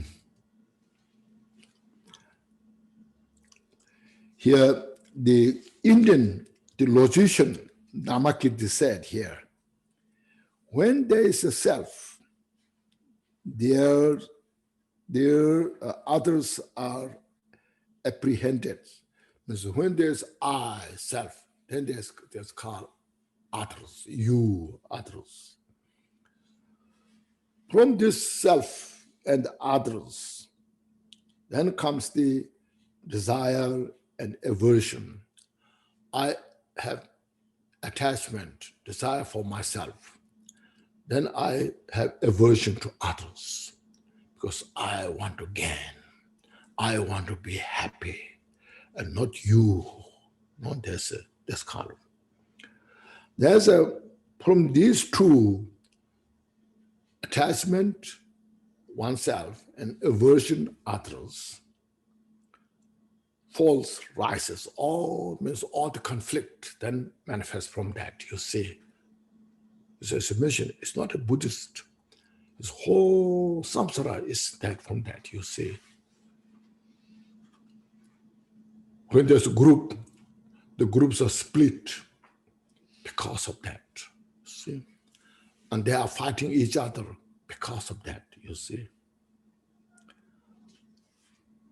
So the root of all faults, all this conflict, all these problems, the view of transitory collection means the view on the grasping the self, this, you know, the five skandha that we have. See. So there, Nagarjuna said here, you see, as long as there is the apprehension of the aggregates, the aggregates is a skandha, you know. When there's apprehension, when there's notion, so when we have said, this is my skandha, I have this. For so long, there's apprehension of I. Then there comes I.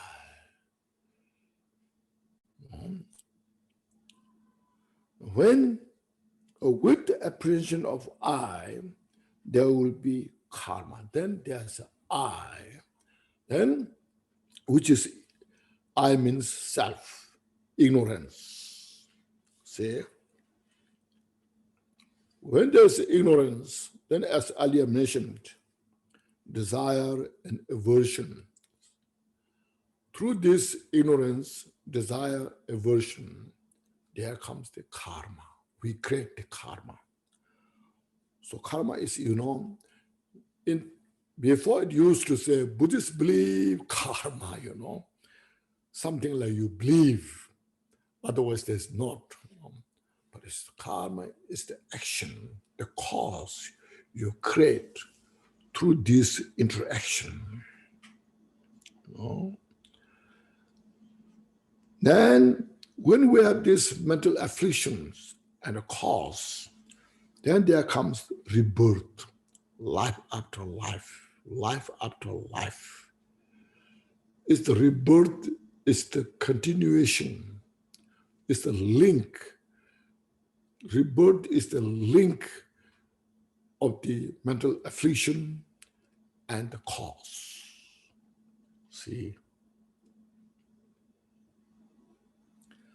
So when this we have, see, then you see, Shantideva said here, whatever violence is in the world, all the violence, see, and in our individual's life, the violence of my sickness, the violence of my mental health, the violence in the family, the violence in the society, all this, whatever violence is in the world, whatever sufferings is in the world, all come from apprehending a self, grasping to the self. So what does this evil spirit do to you? So you look at this. What's good for you? I go through all this suffering, difficulties. It's because of myself, my notions grasping to the self. And I created all the karma. I cherish myself the day when I born up until now.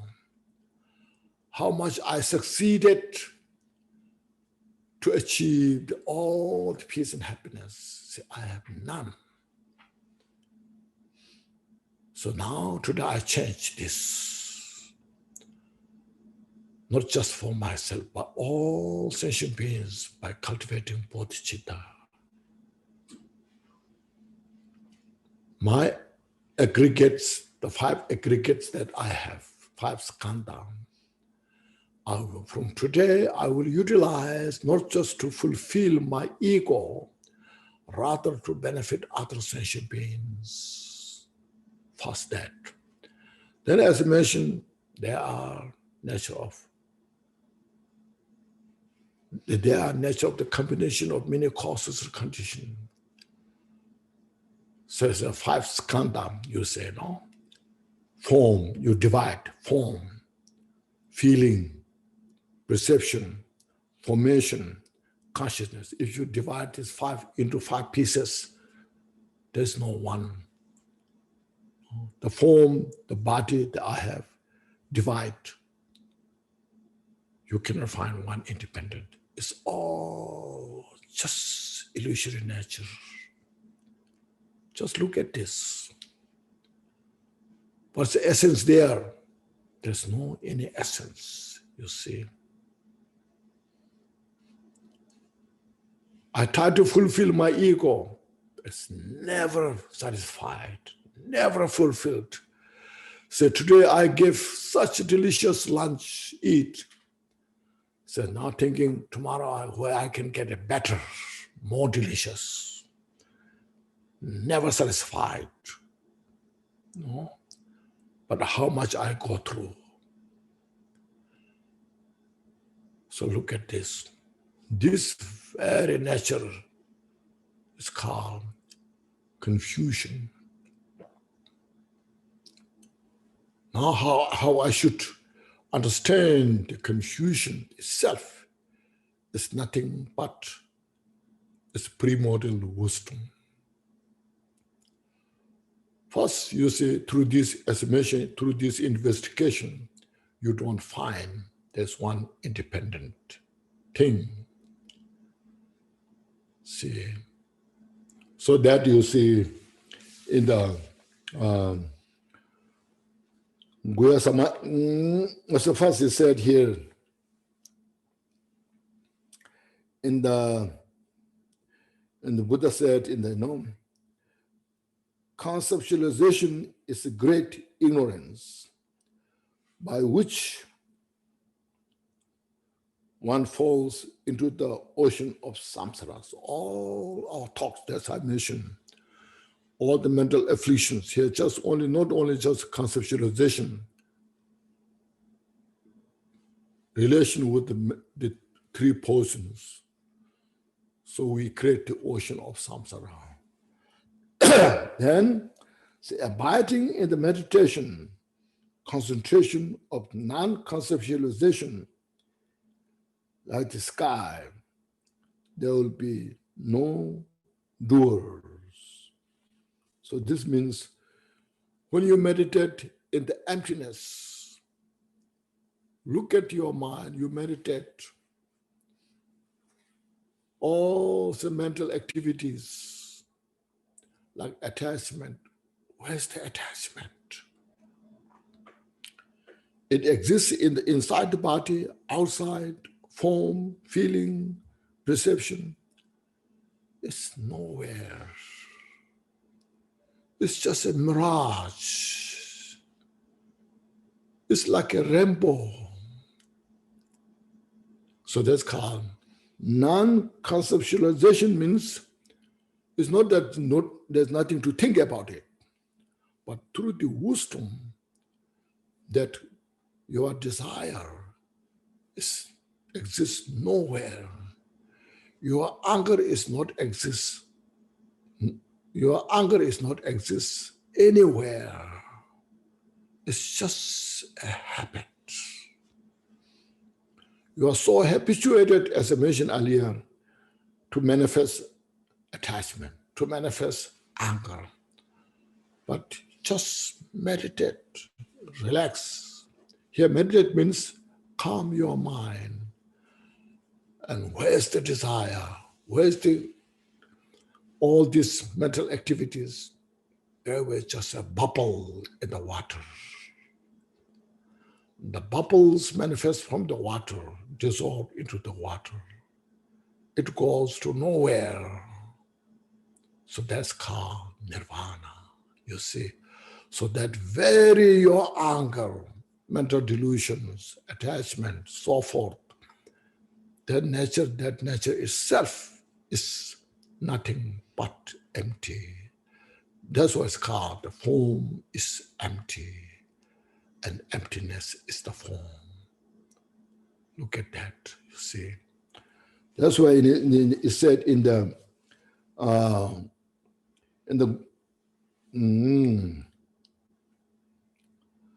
Guya Samaja, the great Tantra, what Buddha taught in that, said all the phenomena are devoid of inherent existence. All that you see, hear, smell, taste, touch, everything, the big mountain, the small mountain, the great ocean, this great being, this poor being, all this, their nature is, it is what is called devoid of inherent existence. They are not exist as we perceive, as we think of. It's all illusory nature. It's all just a manifestation, Like say, sometimes you can hear the news from the ocean. There comes a tornado, or it's called storm, hurricanes. Oh, it's a big wave of the wind blows in the ocean, and it steers all the water in the ocean and makes us like a mountain of the storm, It destroys all that area, houses and everything, But when they disappear, where it's gone? It's gone to nowhere. Look at our own mind. When these mental activities manifest negative, it destroys your all peace, and it destroys others' peace as well. But when that mental activities disappear, it's gone nowhere. And you feel you are regretted. But when you don't have Dharma, when you have no wisdom, we are just enslaved by these negative thoughts, mental affliction, and we suffer helplessly. But if we have the Buddha's wisdom, these teachings, they are just a manifestation. They're just a reflection. As I mentioned, they're just a mirage. So that itself is nothing but empty. That's what's called the confusion known as wisdom. So here said, the Guya Samaja Buddha said, all phenomena are devoid of inherent existence. Aggregates, the 5 aggregates, the 12 elements, and source of perception, apprehended and apprehender are abandonments that not exist. They're all just manifestation. They come and go. There's no independent existence. See, no self or phenomena is sameness. See, equal, basically. Everything has no self. On your table, look at your cup, your plate, your paper, your pen, your iPhone. No. There is those individual, all these things. But if you investigate each of all their nature is empty. It's the same. It's equal. The delicious food, where's delicious food? Not delicious food are all equal. So reduce attachment to the delicious food. Reduce aversion to not good food. This all are same taste. That's called same taste. One's mind is unborn from the beginning. So your own mind, that all the activities manifest from the mind. If you carefully investigate and with the mindfulness you meditate, it's come from nowhere. It exists to nowhere. It disappears to nowhere. That's called unborn. It doesn't mean you cannot think, You can think all these things, but they come and go. They come from nowhere. It's all conditional. When you see a beautiful person, there comes the attachment, desires. When you see a person you don't like, there comes your aversion, anger. It's all conditional. It's not real. So having said that, when you know how to meditate, this all can handle peacefully, wisely, through your mindfulness and awareness, you see.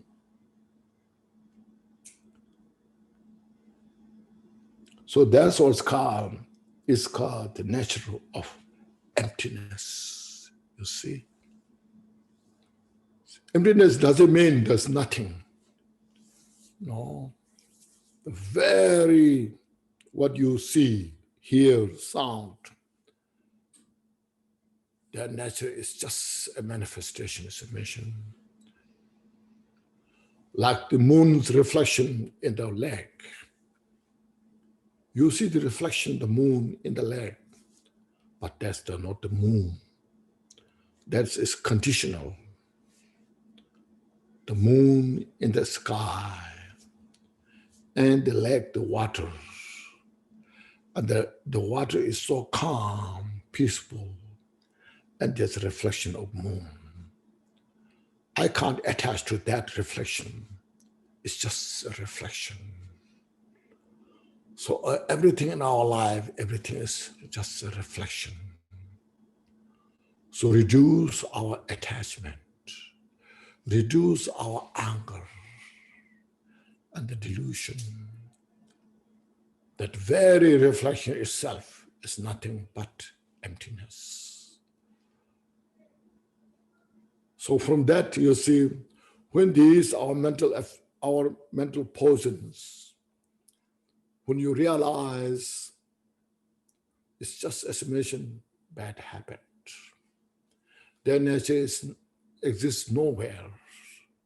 Their nature is emptiness. They manifest, but their nature itself is not anger, not attachment. It's just illusory nature. And then there comes the great peace, happiness. That peace comes from nowhere, just only by realizing there's nothing to attach. There's nothing to be angry about. You see? And then you see that very your attachment itself is nothing but wisdom. So that's called wisdom. Primordial wisdom is not created by your wisdom. but itself is primordially, the nature is emptiness. That's called wisdom. So realizing emptiness is the wisdom.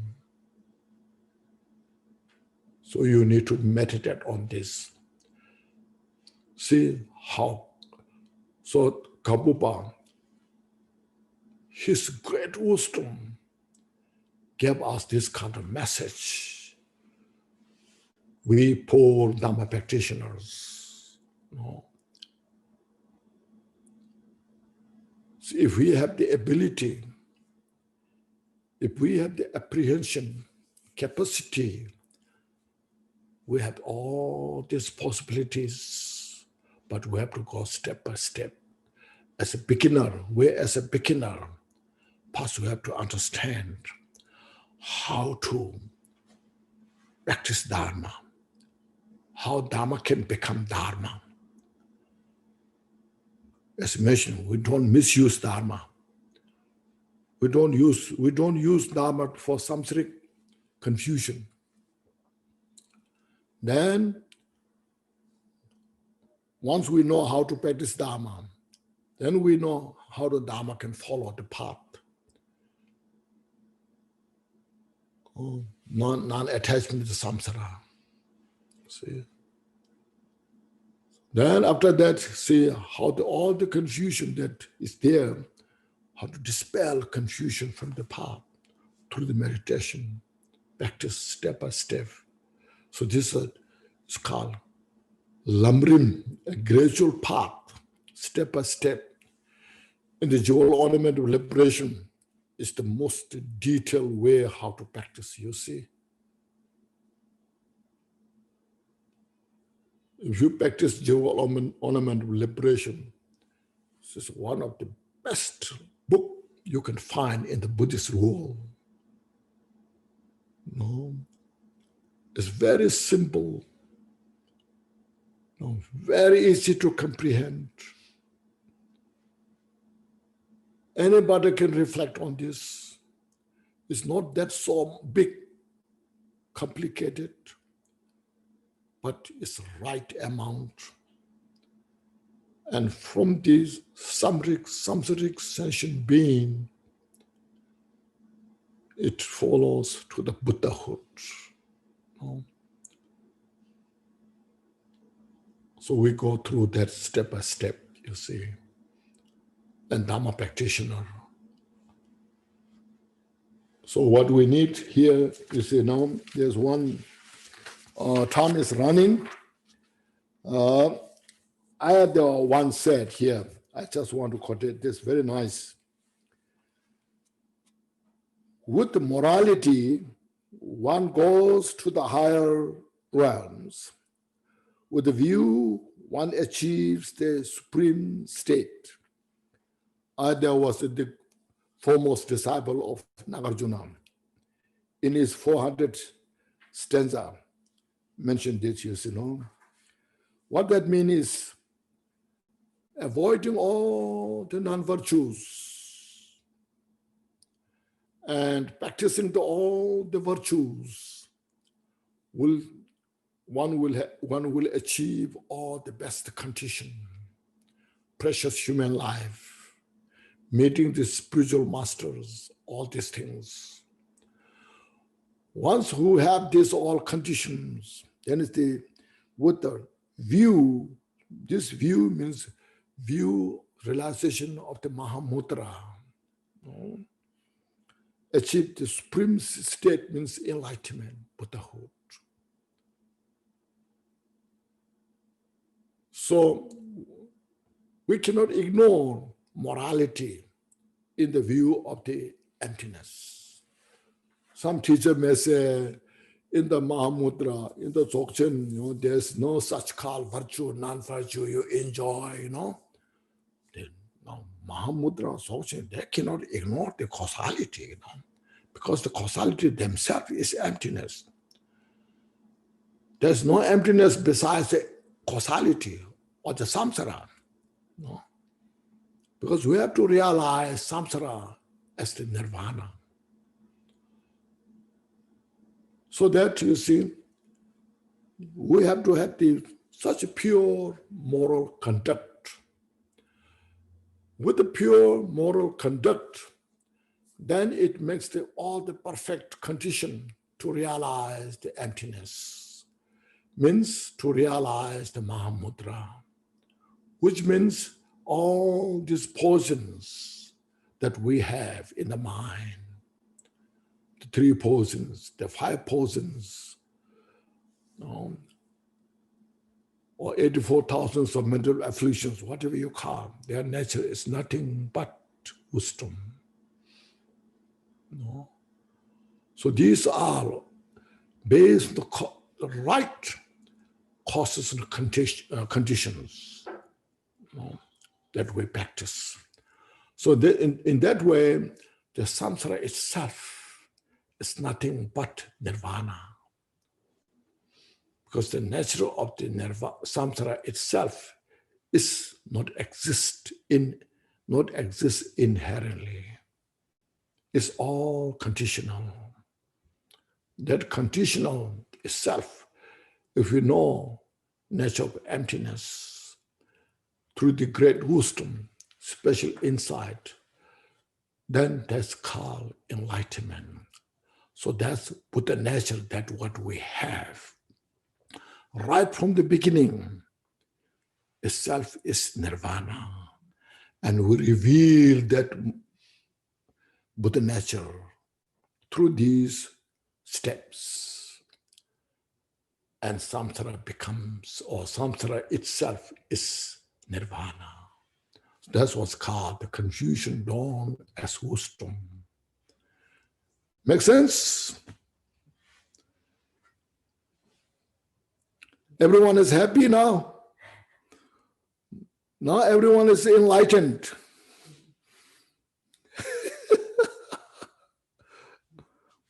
I think time is, Anne told me we have to stop at the right time. Is that right? Now you say, yes, yeah. Okay, now first you take a deep breath. Exhale all the tension out. Just please reflect during this session. All the teachings briefly I touched, step by step. It's very important. No? Of course, I'm so limited on this. Don't satisfy that what I said here. What I said is just introduction, just to introduce you.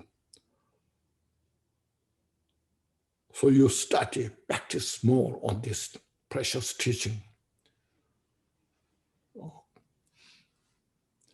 And just mention, take a deep breath, exhale all the tension, and rejoice. And Anne, please say some dedication prayers. Okay, and I will share them here. Yes. Through this merit, may all beings attain the omniscient state of enlightenment and conquer the enemy of faults and illusion. May they all be liberated from this ocean of samsara and from its pounding waves of birth, old age, sickness, and death. Chanjo semjo Rinpoche maje banam jejuroje jeba nyamba meba kone kondo pewara jo. Thank you, everybody. Thank you so much. Okay, yeah, see you next week. Yes, next week, Rinpoche kindly agreed to start with the 7th chapter of the Bodhisattva. He said this is like a good thing, in the beginning of the year, we start with this inspiration of enthusiasm or diligence to do virtuous things. So thank you so much, Rinpoche, for today's teaching and for continuing to teaching us. Yes, yes. And sorry, we have to leave now. Thank you so much. Thank you. Take care, everybody.